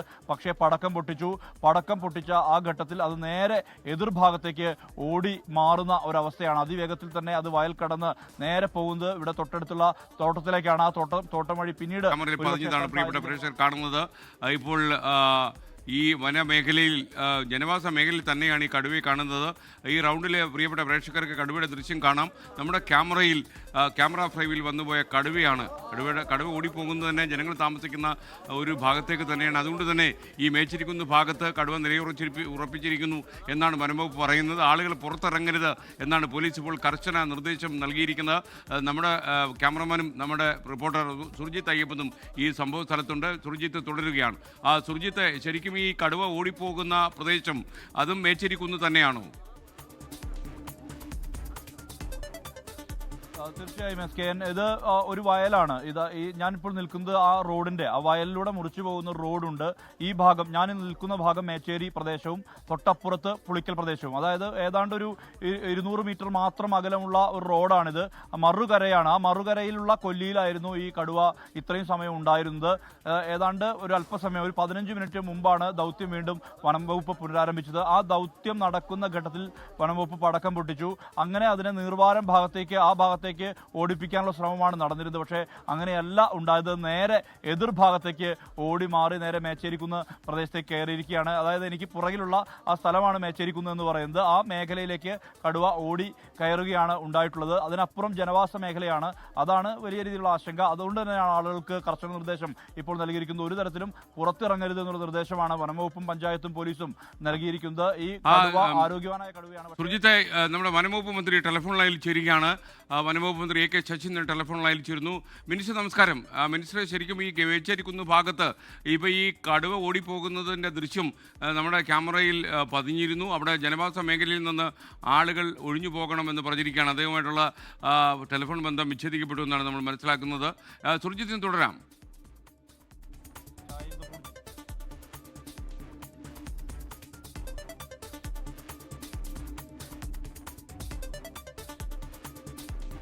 എന്തായാലും വളരെ ഒരു ഭീതിജനകമായ അന്തരീക്ഷമാണ് ഈ വയനാട് പനമരം ജനവാസ മേഖലയിലുള്ളത്. ഈ കടുവ മേച്ചേരിക്കുന്ന് ഭാഗത്ത് നിലയുറപ്പിച്ചിരിക്കുന്നുവെന്ന് വനംവകുപ്പ് കണ്ടെത്തിയിരുന്നു. എന്നാൽ പെട്ടെന്ന് ഓടിപ്പോകുന്ന കടുവയുടെ ദൃശ്യം ക്യാമറയിൽ പതിഞ്ഞു. 24ന്റെ ക്യാമറയിൽ പതിഞ്ഞ ദൃശ്യമാണ് പ്രേക്ഷകർ ഇപ്പോൾ കാണുന്നത്. വളരെ ഭീതിജനകമായ അന്തരീക്ഷം ഈ പ്രദേശത്ത് നിലനിൽക്കുന്നു. മേച്ചേരിക്കുന്ന് ഭാഗത്ത് തന്നെയാണ് ഈ കടുവയുടെ ദൃശ്യങ്ങൾ കണ്ടത്. ആളുകൾ പുറത്തിറങ്ങരുത് എന്നാണ് പോലീസിൻ്റെ കർശനമായ നിർദ്ദേശം വന്നിരിക്കുന്നത്. ജനങ്ങൾ ഒരുപാട് ജീവിക്കുന്ന ഒരു സ്ഥലമാണത്. അതുകൊണ്ട് തന്നെ വളരെ ഭീതി പടർത്തിയാണ് ഈ കടുവയുടെ സാന്നിധ്യം അവിടെ അനുഭവപ്പെടുന്നത്. 2-3 ദിവസങ്ങളിലായി ഈ കടുവയെ കൊണ്ട് ആൾക്കാർ ബുദ്ധിമുട്ടിയിരിക്കുകയാണ്. വനംവകുപ്പ് ഈ കടുവയെ എങ്ങനെയെങ്കിലും പിടിക്കാനുള്ള ശ്രമത്തിലാണ്. അതായത് വനംവകുപ്പ് മന്ത്രിയോട് നമ്മൾ വിശദാംശങ്ങൾ ചോദിച്ചപ്പോൾ അദ്ദേഹത്തിന് തൽക്കാലം പ്രതികരിക്കാൻ ഒന്നുമില്ല എന്ന് അദ്ദേഹം പറഞ്ഞു. അദ്ദേഹത്തിന് വളരെ ലേറ്റസ്റ്റ് ആയിട്ടുള്ള കാര്യങ്ങൾ അറിയാമോ എന്ന് അറിയില്ല. എന്തായാലും അദ്ദേഹം തൽക്കാലം പ്രതികരണത്തിന് ഇല്ല എന്നാണ്. മേച്ചേരിക്കുന്നിലെ ജനവാസ മേഖലയിലാണ് കടുവയുടെ സാന്നിധ്യം കണ്ടത്. കടുവയെ നമ്മൾ നേരിട്ട് ക്യാമറയിൽ കടുവയെ കാണുകയും ചെയ്തു. കടുവ ഓടിപ്പോകുന്നു ജനങ്ങൾ പാർക്കുന്ന ഒരു സ്ഥലത്തേക്ക് തന്നെയാണ്. സുർജിത്ത് അയ്യപ്പത്ത് കൂടുതൽ വിവരങ്ങൾ നൽകും. ഈ പ്രദേശത്ത് തന്നെയാണ്, ഈ മേച്ചേരിക്കുന്ന് ഭാഗത്താണ് സുർജിത്ത് ഉള്ളത്. പറയൂ സുർജിത്തെ. ഇപ്പോൾ അറിയുന്ന ഒരു വിവരം ഇവിടെയുള്ള ഒരാളാണ്, അദ്ദേഹം പങ്കുവയ്ക്കുക. എന്താണ് ഇപ്പോൾ ലേറ്റസ്റ്റ് അറിഞ്ഞത്? ഇപ്പം തൊട്ടടുത്തുള്ള ഒരു പ്രീത എന്ന് പറഞ്ഞ ഒരു വീടിൻ്റെ അടുത്ത് ശ്രീനിവാസൻ എരന്നല്ലൂർ എന്ന ഭാഗത്തുള്ള സ്ഥലത്താണ് ഇപ്പം കടുവ ചാടിയതായ സൗണ്ട് കേട്ടത്. അതിൻ്റെ അടുത്താണ് ഡ്രോൺ ഉള്ളതെന്ന് കേട്ടിരിക്കുന്നത്. ഇപ്പം ഇവിടെ നിന്നൊരു 1/2 കിലോമീറ്റർ അടുത്താണ്. മെയിൻ റോഡാണ്. എരന്നല്ലൂർ എന്ന് പറഞ്ഞ സ്ഥലമാണ്. എരന്നല്ലൂർ മെയിൻ റോഡാണ്. കുങ്കിയാനെ കെട്ടിയ സ്ഥലം അവിടെ എത്തണ്ട, കുറച്ച് ഇപ്പുറത്തായിട്ട്. എന്തായാലും അദ്ദേഹം നാട്ടുകാരനാണ്. അദ്ദേഹം നൽകിയൊരു ഇൻഫർമേഷനാണ്. ഇവിടെ ഒരാളുടെ വീടിൻ്റെ സമീപത്ത് എരനല്ലൂർ എന്നാണ്, ഏതാണ്ട് ഒരു 1.5 കിലോമീറ്റർ മാത്രം അകലം, 1/2 കിലോമീറ്റർ മാത്രം അകലെയുള്ള സ്ഥലമാണ്. ആ സ്ഥലത്ത് കടുവ ചാടുന്ന ശബ്ദം കേട്ടു. അതിന് മുകളിലാണ് ഡ്രോൺ ഉള്ളത് എന്നുള്ളതാണ് പറയുന്നത്. അപ്പോൾ സ്വാഭാവികമായും കടുവ ജനവാസ മേഖലയിലേക്ക് എത്തിയിരിക്കുന്നു എന്ന് തന്നെ കരുതേണ്ടി വരും. അതുകൊണ്ട് തന്നെയാണ് ആളുകൾക്ക് കർശന നിർദ്ദേശം നൽകുന്നത്. ഒരു തരത്തിലും പുറത്തിറങ്ങരുത് എന്നുള്ള നിർദ്ദേശം നൽകാനുള്ള സാഹചര്യം അതുതന്നെയാണ്. എന്തായാലും ഇതുമായി ബന്ധപ്പെട്ട് പോലീസും വനംവകുപ്പ് ഉദ്യോഗസ്ഥരും തലങ്ങും വിലങ്ങും പായുന്നൊരവസ്ഥയാണ് ഉള്ളത്. എന്തായാലും അതിനെ സുഗമമായ രീതിയിൽ കാട് കയറ്റാൻ കഴിയുമെന്നുള്ള പ്രതീക്ഷയാണ് ഉണ്ടായിരുന്നത്. പക്ഷേ ആ പ്രതീക്ഷ അസ്ഥാനത്തായിരിക്കുന്നു. അത് നേരെ തിരിച്ച് എതിർഭാഗത്തേക്ക് തന്നെ കയറി വരുന്ന അവസ്ഥയാണ് ഉണ്ടായിട്ടുള്ളത്. ഈ കടുവ ഈ 5 വയസ്സുള്ള പ്രായമുള്ള ആൺകടുവയാണ്. WL, അതായത് വയനാട് വൈൽഡ് ലൈഫിന് കീഴിലുള്ള 112ാം നമ്പർ കടുവയാണിത്. മറ്റ് ആരോഗ്യ പ്രശ്നങ്ങൾ ഒന്നും തന്നെ ഇല്ല. ഇന്ന് ആ ആരോഗ്യ ലക്ഷണങ്ങൾ പ്രകടിപ്പിക്കുന്ന വിധത്തിൽ തന്നെയാണ് ഇന്ന് പതുങ്ങിയിരിക്കുകയാണ് ഉണ്ടായത്. പകൽ മുഴുവൻ ആ കൊല്ലിയിൽ മരത്തണലിൽ ആയിരുന്നു കടുവയുടെ സാന്നിധ്യം ഉണ്ടായിരുന്നത്. വൈകിട്ട് വനംവകുപ്പ് ദൗത്യം ആരംഭിച്ച ശേഷമാണ് അത് നേരെ പടക്കം പൊട്ടിച്ച വഴിക്ക് അത് എതിർഭാഗത്തേക്ക് മേച്ചേരിക്കുന്ന ഭാഗത്തേക്ക് പാഞ്ഞു കയറുന്ന ഒരു സ്ഥിതി ഉണ്ടായിട്ടുള്ളത്. അവിടെ തോട്ടമായിരുന്നു. തോട്ടം കടന്ന് അതിപ്പോൾ എരനല്ലൂർ ഭാഗത്തേക്ക് കടുവ എത്തുന്നു എന്നുള്ളതാണ് നമുക്ക് ഈ നാട്ടുകാർ പങ്കുവെക്കുന്ന വിവരമനുസരിച്ച് പറയാനുള്ളത്. നമ്മൾ നിൽക്കുന്നത് ഈ മേച്ചേരിക്കുന്ന ഭാഗത്തുള്ള ഒരു വീടിനകത്ത് അടുത്തു നിന്നാണ് നമ്മളിപ്പോൾ ഈ വിവരങ്ങൾ റിപ്പോർട്ട് ചെയ്യുന്നത്. ഇത് വയലിനോട് ചേർന്നുള്ള സ്ഥലമാണ്. അതായത് നേരത്തെ കടുവ സാന്നിധ്യം ഉണ്ടായിരുന്ന വയലിനോട് ചേർന്നുള്ള ആ സ്ഥലത്തു നിന്നുകൊണ്ടാണ് ഇത് റിപ്പോർട്ട് ചെയ്യുന്നത്. എന്തായാലും ആശങ്കയുണ്ട് നാട്ടുകാരെ സംബന്ധിച്ചിടത്തോളം. കാരണം ഇന്നലെ മുതൽ തന്നെ കടുവയുടെ സാന്നിധ്യം ഈ മേഖലയിൽ എല്ലായിടത്തും വലിയ ആശങ്ക പരത്തിയിരുന്നു. ഇന്ന് വിദ്യാഭ്യാസ സ്ഥാപനങ്ങൾക്ക് അവധിയായിരുന്നു. നിരോധനാജ്ഞ പ്രഖ്യാപിച്ചിട്ടുണ്ട്. ഇത്തരത്തിലുള്ള വിഷയങ്ങളെല്ലാം തന്നെ നിലനിൽക്കുന്നുണ്ട്. ഇതിനിടയിലാണ് കടുവ ചീറിപ്പാഞ്ഞ് അപ്പുറത്തേക്ക് പോകുന്ന മേച്ചേരിക്കുന്നിലേക്ക് പോകുന്ന ദൃശ്യങ്ങൾ പുറത്തു വന്നിട്ടുള്ളത്. ഈ സാഹചര്യത്തിൽ എന്തായാലും ഇതുമായി ബന്ധപ്പെട്ട് ഇനി വനംവകുപ്പ് നടത്താൻ പോകുന്ന ആക്ഷൻ എന്ത് എന്നുള്ളതാണ് ഏവരും ഉറ്റുനോക്കുന്നത്. കടുവയെ കാട് കയറ്റിയേ പറ്റൂ എന്നുള്ളതാണ് ഒരു ഉത്തരവ് ഇറങ്ങിയിട്ടുണ്ട്. ആ ഉത്തരവ് അനുസരിച്ച് അതായത് വനംവകുപ്പ് മേധാവിയുടെ ഉത്തരവ് ഇറങ്ങിയിട്ടുണ്ട്. എന്തായാലും ആ ഉത്തരവിൽ ഏറ്റവും ഒടുവിലാണ് മയക്കുവെടി വെക്കുക എന്നുള്ള ദൗത്യമുള്ളത്. ആ ദൗത്യം നടപ്പാക്കുമോ എന്നുള്ളതാണ് ഏവരും ഉറ്റുനോക്കുന്ന കാര്യം. SKN ഇനി ഈ മണിക്കൂറിൽ ഏറ്റവും പ്രധാനപ്പെട്ട വാർത്തകൾ ഉൾപ്പെടുത്തി ന്യൂസ് എക്സ്പ്രസ് ആരംഭിക്കുന്നു. വൈസ് ചാൻസലർ നിയമനത്തിൽ ഗവർണർ സർക്കാർ സമവായം. ഗവർണർ നിർദ്ദേശിച്ച doctor Ciza Thomas KTU VC ആകും. ഡിജിറ്റൽ സർവകലാശാല വൈസ് ചാൻസലറായി സർക്കാർ നിർദ്ദേശിച്ച ഡോക്ടർ സജി ഗോപിനാഥിനെ അംഗീകരിച്ച ഗവർണർ. വിജ്ഞാപനം പുറത്തിറക്കി ലോക്ഭവൻ. ഗവർണറും സർക്കാരും സമവായത്തിലെത്തിയത് വിഷയം നാളെ സുപ്രീം കോടതി പരിഗണിക്കാനിരിക്കെ.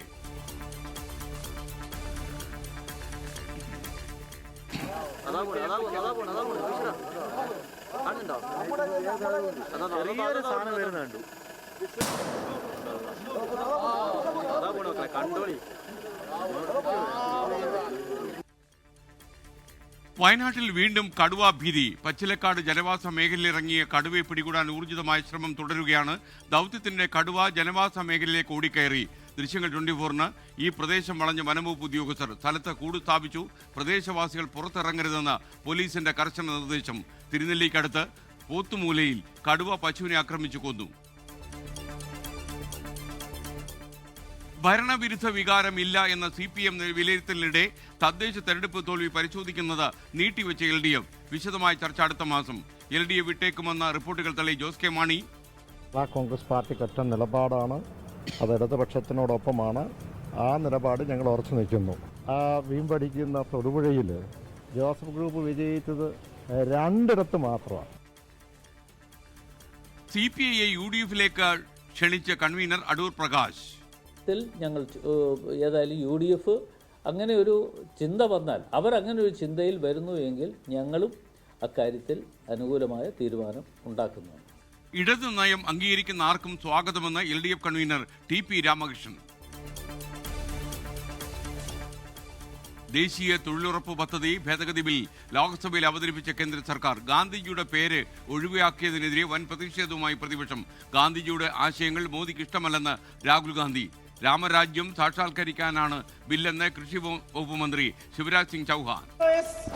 बिल पर ऑब्जेक्शन है सर. ये जो कानून है इसके तहत हमारे गरीब भाई बहनों को जो रोजगार की कानूनी गारंटी मिलती है, जो अधिकार मिलता है, वह इस योजना में मांग के आधार पर संचालित होता है. ഗാന്ധിജി രാഷ്ട്രത്തിൻ്റെതെന്ന പ്രിയങ്ക ഗാന്ധി. മനുഷ്യരുടെ ഉപജീവനത്തിന് നേരെയുള്ള യുദ്ധമാണ് മോദി ഗവൺമെൻറ് ഇപ്പോൾ അഴിച്ചുവിട്ടിരിക്കുന്നത്. ക്രൂരമായ ഒരാക്രമണം സാധാരണ മനുഷ്യരുടെ ജീവിതത്തിന് പുല്ലുവില കൽപ്പിച്ചുകൊണ്ട് അവർ നടത്തുകയാണ്. കേരളത്തിന് 1600 കോടി രൂപയുടെ അധിക ബാധ്യതയെന്ന് മന്ത്രി MV രാജേഷ്.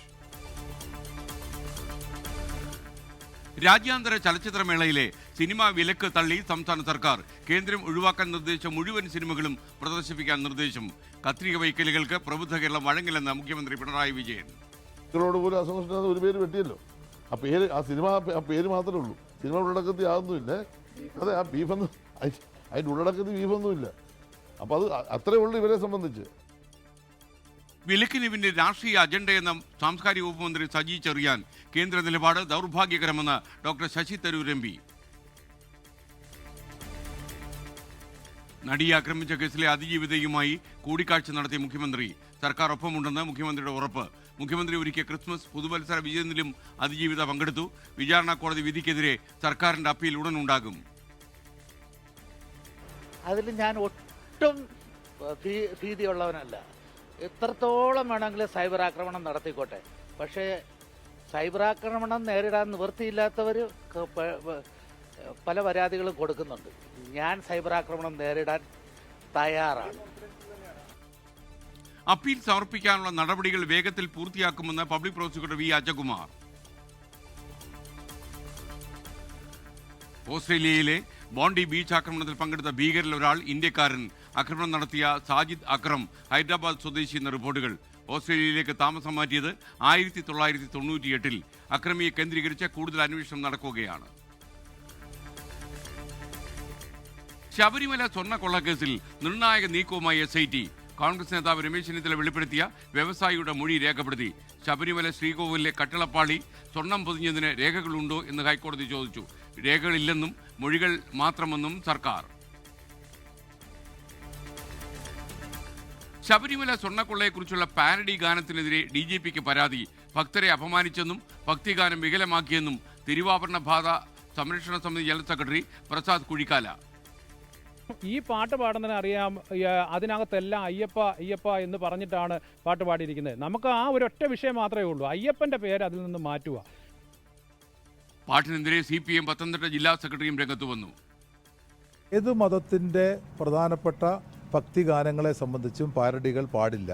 അത് മതവികാരം വ്രണപ്പെടുത്താൻ ഇടവരുത്തുന്ന കാര്യമാണ്. ഒരു കാരണവശാലും അത് അംഗീകരിക്കാൻ പറ്റുന്ന ഒരു കാര്യമല്ല. മതവികാരം വ്രണപ്പെടുത്തുന്ന പാട്ടെന്ന് രാജു ഇബ്രഹാം. കിബിക്കെതിരായ ED നോട്ടീസ് സ്റ്റേ ചെയ്ത ഹൈക്കോടതി. 3 മാസത്തേക്ക് തുടർ നടപടികൾ പാടില്ലെന്ന് ഹൈക്കോടതി നിർദ്ദേശം. തെരഞ്ഞെടുപ്പ് കാലത്ത് ED നീക്കം പൊളിഞ്ഞുപോയെന്ന് ഡോക്ടർ TM തോമസ് ഐസക്. ത്തിനിടയിൽ എന്തിനു വേണ്ടിയാണ് ചോദ്യം ചെയ്യാൻ വിളിക്കുന്നതെന്ന് പറയാൻ EDക്ക് കഴിഞ്ഞില്ല. അപ്പോൾ അതിൽ നീതി ലഭിച്ചെന്നുള്ളതാണ് ഞങ്ങളുടെ നിലപാട്. ബാക്കി ഇനി കോടതി തന്നെ വിധിക്കട്ടെ എന്താന്നുള്ളത്. പെമ ചട്ടം ലംഘിച്ചെന്ന് ചൂണ്ടിക്കാണിച്ച ED നോട്ടീസ് നൽകിയത് കഴിഞ്ഞ മാസം. നാഷണൽ ഹെറാൾഡ് കേസിൽ EDയുടെ കുറ്റപത്രം സ്വീകരിക്കാത്ത കോടതി. സ്വകാര്യ പരാതിയുടെ അടിസ്ഥാനത്തിലാണ് അന്വേഷണം നടന്നതെന്നും FIR ഇട്ടിട്ടില്ലെന്നും നിരീക്ഷണം. PMLA പ്രകാരം കുറ്റപത്രം നിലനിൽക്കില്ലെന്നും കോടതി. അന്വേഷണം തുടരാം, സത്യം ജയിച്ചെന്ന കോൺഗ്രസ്.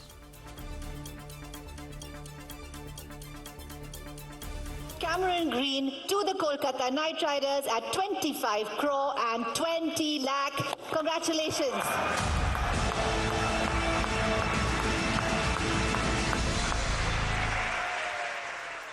IPL ചരിത്രത്തിലെ ഏറ്റവും വിലയേറിയ വിദേശ താരമായി കാമറൂൺ ഗ്രീൻ. ഓസ്ട്രേലിയൻ ഓൾറൗണ്ടറെ കൊൽക്കത്ത നൈറ്റ് റൈഡേഴ്സ് സ്വന്തമാക്കിയത് 25 കോടി 2 ലക്ഷം രൂപയ്ക്ക്. 18 കോടിക്ക് മദീഷ പതിരാനെയും ടീമിലെത്തിച്ച കൊൽക്കത്ത 14 കോടി 2 ലക്ഷത്തിന് യുവതാരങ്ങളായ പ്രശാന്ത് വീറും കാർത്തിക് ശർമ്മയും ചെന്നൈ സൂപ്പർ കിങ്സിൽ. മലയാളി താരം വിഘ്നേഷ് പുത്തൂർ രാജസ്ഥാൻ റോയൽസിലേക്ക്.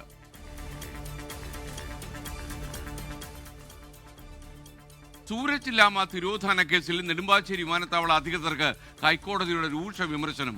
അധികൃതർ നിരുത്തരവാദപരമായി പെരുമാറിയെന്ന കോടതി. വിമാനത്താവളത്തിൽ നിന്ന് സൂരജ് ലാമ എങ്ങനെ പുറത്തിറങ്ങിപ്പോയെന്ന് ചോദിച്ചു. നിരവധി ചോദ്യങ്ങൾക്ക് ഉത്തരം വേണമെന്ന സൂരജ് ലാമയുടെ കുടുംബം. കോഴിക്കോട് ചങ്ങരോത്ത് പഞ്ചായത്ത് ഓഫീസിൽ ചാണകവെള്ളം തളിച്ച സംഭവത്തിൽ മുസ്ലിം ലീഗിനെതിരെ CPIM. ദളിത് പഞ്ചായത്ത് പ്രസിഡന്റിനുള്ള ലീഗ് അവഹേളനമെന്ന വിമർശനം. ഇവിടെ മാത്രം ഇങ്ങനെ നടത്തും. സ്വാഭാവികമായും ഒരു പട്ടികജാതിവാദപ്പെട്ട ഒരു പ്രസിഡന്റ് ആയതുകൊണ്ടാണ് ഇങ്ങനെ ചാണകം തെളിച്ച് ആകെ ശുദ്ധീകരിച്ച് എന്നുള്ള ഒരു നടപടി സ്വീകരിക്കുന്നത്. പഞ്ചായത്ത് ഓഫീസിലേക്ക് DYFIയുടെ പ്രതിഷേധം. ആരോപണം തള്ളി ലീഗ്. കണ്ണൂർ മുകേരിയിലും ആലപ്പുഴ നീലമ്പേരൂരിലും തെരഞ്ഞെടുപ്പ് ഫല പ്രഖ്യാപനത്തിന് പിന്നാലെ സംഘർഷം. തെരഞ്ഞെടുപ്പിൽ തോറ്റതിന് പിന്നാലെ ആത്മഹത്യയ്ക്ക് ശ്രമിച്ച സ്ഥാനാർത്ഥി മരിച്ചു. ചികിത്സയിലിരിക്കെ മരിച്ചത് തിരുവനന്തപുരം അരുവിക്കര ഗ്രാമപഞ്ചായത്തിലെ UDF സ്ഥാനാർത്ഥിയായിരുന്ന വിജയകുമാരൻ നായർ. വീടിന് പിന്നിലെ മരത്തിൽ തൂങ്ങിയ നിലയിൽ കണ്ടെത്തിയത് കഴിഞ്ഞ ശനിയാഴ്ച. തദ്ദേശ തെരഞ്ഞെടുപ്പിന്റെ പേരിൽ പത്തനംതിട്ട CPMൽ ഉണ്ടായ തർക്കം പൊട്ടിത്തെറിയിലേക്ക്. CPIM മൂടുതാങ്ങികളുടെ പാർട്ടിയായി മാറിയെന്ന് മുൻ MLA KC രാജഗോപാലൻ. ഞങ്ങളുടെ എല്ലാവരുടെയും മൂടുതാങ്ങികളുടെ പാർട്ടിയാണ്. അത് പാർട്ടി നേതൃത്വം തിരുത്തണം. പാർട്ടി നേതൃത്വം തിരുത്തിയാൽ വീണ്ടും പാർട്ടി തന്നെ വീണ്ടും അധികാരത്തിൽ വരും. വിഷയം ജില്ലാ കമ്മിറ്റി പരിശോധിക്കുമെന്ന് പത്തനംതിട്ട CPM ജില്ലാ സെക്രട്ടറി രാജു ഇബ്രഹാം. വയനാട് തുരങ്കപാത നിർമ്മാണം തടയണമെന്നാവശ്യപ്പെട്ടുള്ള ഹർജി ഹൈക്കോടതി തള്ളി. വയനാട് പ്രകൃതി സംരക്ഷണ സമിതിയുടെ സ്റ്റേ ആവശ്യം അംഗീകരിച്ചില്ല. ജനങ്ങളുടെ സുരക്ഷ ഉറപ്പാക്കി പദ്ധതി നടപ്പാക്കാൻ ശ്രമിക്കണമെന്ന് കോടതി നിർദ്ദേശിച്ചു. മൂന്നാറിൽ കൊടും തണുപ്പ്. താപനില 3 ഡിഗ്രി സെൽഷ്യസിലെത്തി. രേഖപ്പെടുത്തിയത് സീസണിലെ ഏറ്റവും കുറഞ്ഞ താപനില. കാലാവസ്ഥയും പ്രകൃതി ഭംഗിയും ആസ്വദിക്കാൻ സഞ്ചാരികളുടെ ഒഴുക്ക് മൂന്നാറിലേക്ക് തുടരുകയാണ്.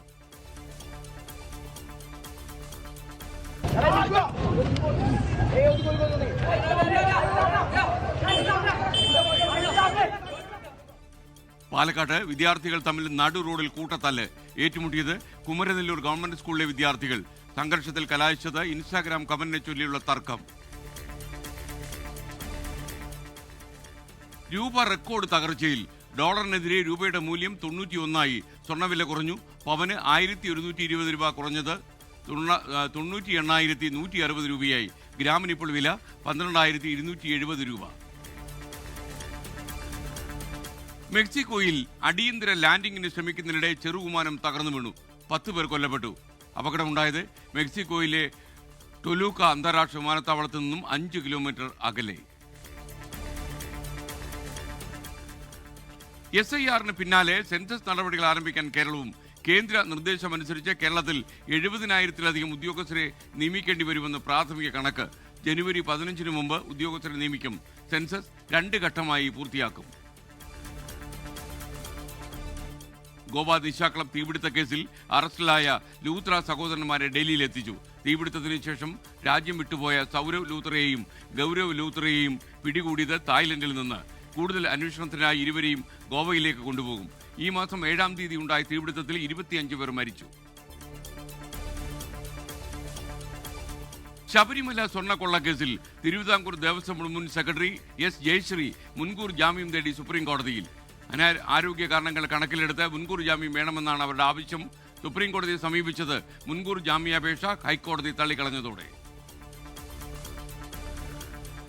കണ്ണൂർ ADM ആയിരുന്ന K. നവീൻ ബാബുവിന്റെ മരണത്തിൽ തുടരന്വേഷണം ആവശ്യപ്പെട്ട കുടുംബം തലശ്ശേരി സെഷൻസ് കോടതിയിൽ ഹർജി നൽകി.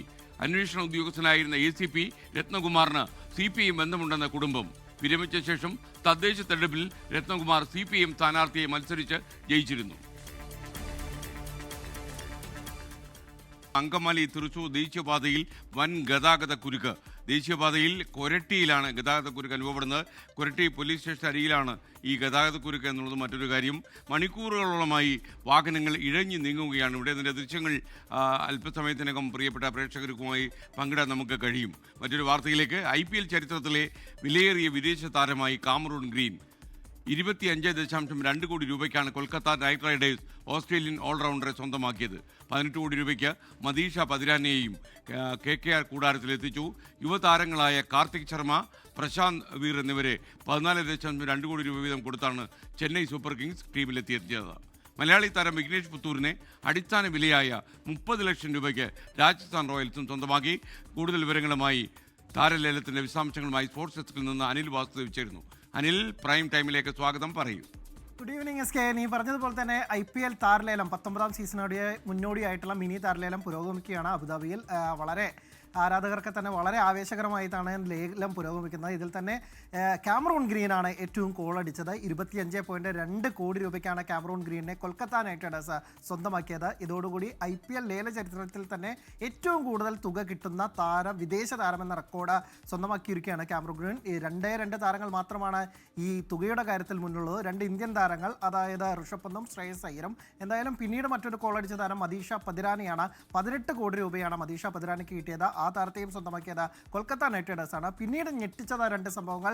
2 യുവതാരങ്ങളെ, അൺക്യാപ്ഡ് താരങ്ങളെ ചെന്നൈ സൂപ്പർ കിങ്സ് സ്വന്തമാക്കിയതാണ്. ഈ ദൃശ്യങ്ങളിൽ കാണുന്ന പോലെ കാർത്തിക് ശർമ്മയും ഒപ്പം തന്നെ പ്രശാന്ത് വീറിനെയും 14.2 കോടിക്കാണ് ചെന്നൈ സ്വന്തമാക്കിയത്. നമ്മുടെ മലയാളികളുടെ കാര്യത്തിലേക്ക് വരികയാണെങ്കിൽ നമ്മുടെ വിഘ്നേഷ് പുത്തൂരിനെ രാജസ്ഥാൻ റോയൽസ് ആണ് സ്വന്തമാക്കിയത്. അടിസ്ഥാന വിലയായ 30 ലക്ഷം രൂപയ്ക്കാണ് വിഘ്നേഷിനെ രാജസ്ഥാൻ സ്വന്തമാക്കിയത്. പ്രത്യേകിച്ച് സഞ്ജു പോകുമ്പോൾ മറ്റൊരു മലയാളി താരം രാജസ്ഥാൻ ടീമിലെത്തുന്നു എന്നുള്ളതാണ് വലിയ പ്രത്യേകത. ഒപ്പം തന്നെ ലിയാങ് ലിവിങ്സ്റ്റണും മുസ്തഫിസർ റഹ്മാൻ അടക്കമുള്ള താരങ്ങളാണ് പിന്നീട് വലിയ ലേലത്തിൽ വലിയ നേട്ടമുണ്ടാക്കിയ താരങ്ങൾ. SK. Okay, thank U Anil Vasudev. Angamaly Thrissur ദേശീയപാതയിൽ വൻ ഗതാഗത കുരുക്ക്. വിവരങ്ങളുമായി ദീപക് തരമണ നമുക്കൊപ്പം ചേരുകയാണ്. ദീപക്, ഈ ബ്ലോക്കിൽ പെട്ടുപോയോ? അതെ SK. അങ്കമാലി തൃശൂർ ദേശീയപാതയിൽ വലിയ ഗതാഗത കുരുക്കാണ്. അതിൽ രസകരമായ സംഭവം, വിചിത്രമായ സംഭവം, കൊരട്ടി പോലീസ് സ്റ്റേഷന്റെ മുൻപിലാണ് മണിക്കൂറുകൾ നീണ്ട കുരുക്ക് ഇടയ്ക്കിടയ്ക്ക് ഉണ്ടായിക്കൊണ്ടിരിക്കുന്നത് എന്നുള്ളതാണ്. ദേശീയപാത നിർമ്മാണ പ്രവർത്തനങ്ങൾ നടക്കുന്നതിന്റെ പ്രശ്നമുണ്ട്. പക്ഷെ എന്നാൽ കൃത്യമായി പോലീസ് റീറൂട്ട് ചെയ്ത് വിടാൻ ഒന്നും തന്നെ ഒരു സംവിധാനമില്ല. ഗൂഗിൾ മാപ്പ് റീറൂട്ട് ചെയ്ത് യാത്രക്കാരെ വിടുന്ന ഒഴിച്ചാൽ ഈ ഗതാഗത കുരുക്കിൽ വാഹനങ്ങൾ പെട്ടുപോകുന്നു. പിന്നീട് ഇഴഞ്ഞിഴഞ്ഞ് നീങ്ങുന്ന അവസ്ഥയാണ്. തൃശ്ശൂരിലേക്ക് പോകുന്ന, വടക്കൻ കേരളത്തിലോട്ട് പോകുന്ന വാഹനങ്ങളാണ് കൂടുതലും ഈ ഗതാഗത കുരുക്കിൽ പെടുന്നത്. തൃശ്ശൂരിൽ നിന്നും ഈ അങ്കമാലി ഭാഗത്തേക്ക്, എറണാകുളം ഭാഗത്തേക്ക് വരുന്ന വാഹനങ്ങൾ അത്രമേൽ കുരുക്കിലല്ല. പക്ഷെ വടക്കോട്ട് പോകുന്ന വാഹനങ്ങളെല്ലാം ഇഴഞ്ഞു നീങ്ങേണ്ട അവസ്ഥയാണ് SK. Okay, thank you Deepak തർമ്മണം. തലസ്ഥാനത്ത് മുഖ്യമന്ത്രി പിണറായി വിജയൻ ഒരുക്കിയ ക്രിസ്മസ് പുതുവത്സര വിരുന്നിൽ അതിഥിയായി നടി ഭാവനയും. തിരുവനന്തപുരത്ത് നടന്ന ചടങ്ങിൽ വിവിധ ക്രൈസ്തവ മതമേലധ്യക്ഷന്മാരും ഇതര സമുദായ നേതാക്കളും പങ്കെടുത്തു. തിരുവനന്തപുരത്തെ ഹോട്ടൽ ഹയാത്ത് റീജൻസിയിലായിരുന്നു പ്രൗഢഗംഭീര വിരുന്ന്. നടി ഭാവനയും അതിഥിയായി വിരുന്നിനെത്തി. നടിയും ഡബ്ബിംഗ് ആർട്ടിസ്റ്റുമായ ഭാഗ്യലക്ഷ്മിയും ഒപ്പമുണ്ടായിരുന്നു. മുഖ്യമന്ത്രിയെ കണ്ട് അഭിവാദ്യം ചെയ്ത ഭാവനയെ അടുത്തേക്ക് വിളിച്ച് മുഖ്യമന്ത്രി കുശലം ചോദിച്ചു. വിവിധ ക്രൈസ്തവ നേതാക്കളായ കർദിനാൾ ബസേലിയോസ് ക്ലീമീസ് കാതോലിക്ക ബാവ, ബസേലിയോസ് മർത്തോമ മാത്യൂസ് തൃതീയൻ കാതോലിക്ക ബാവ, ഗബ്രിയേൽ മാർ ഗ്രിഗോറിയോസ് മെത്രാപ്പൊലീത്ത, മാർ ബസേലിയോസ് ജോസഫ് കാതോലിക്ക ബാവ തുടങ്ങിയവർ ചടങ്ങിനെത്തി. വെള്ളാപ്പള്ളി നടേശൻ, VP സുഹൈബ് മൗലവി, സ്വാമി ഗുരുരത്നം ജ്ഞാന തപസ്വി തുടങ്ങിയവരും അതിഥികളായെത്തി. ഇവർക്ക് പുറമെ മന്ത്രിമാരും സാമൂഹ്യ സാംസ്കാരിക പ്രമുഖരും ജനപ്രതിനിധികളും വിവിധ മതനേതാക്കളും ഉന്നത ഉദ്യോഗസ്ഥരും രാഷ്ട്രീയ നേതാക്കളും ചടങ്ങിൽ പങ്കെടുത്തു. 24 തിരുവനന്തപുരം. ലോകത്തെവിടെയായാലും ഏത് സമയത്തും 24 വാർത്തകളും ഓഗ്മെന്റഡ് റിയാലിറ്റി പാക്കേജുകളും എക്സ്പ്ലെയിനറുകളും വിശദമായി കാണാൻ ഞങ്ങളുടെ യൂട്യൂബ് ചാനൽ നിങ്ങൾക്ക് സബ്സ്ക്രൈബ് ചെയ്യാം.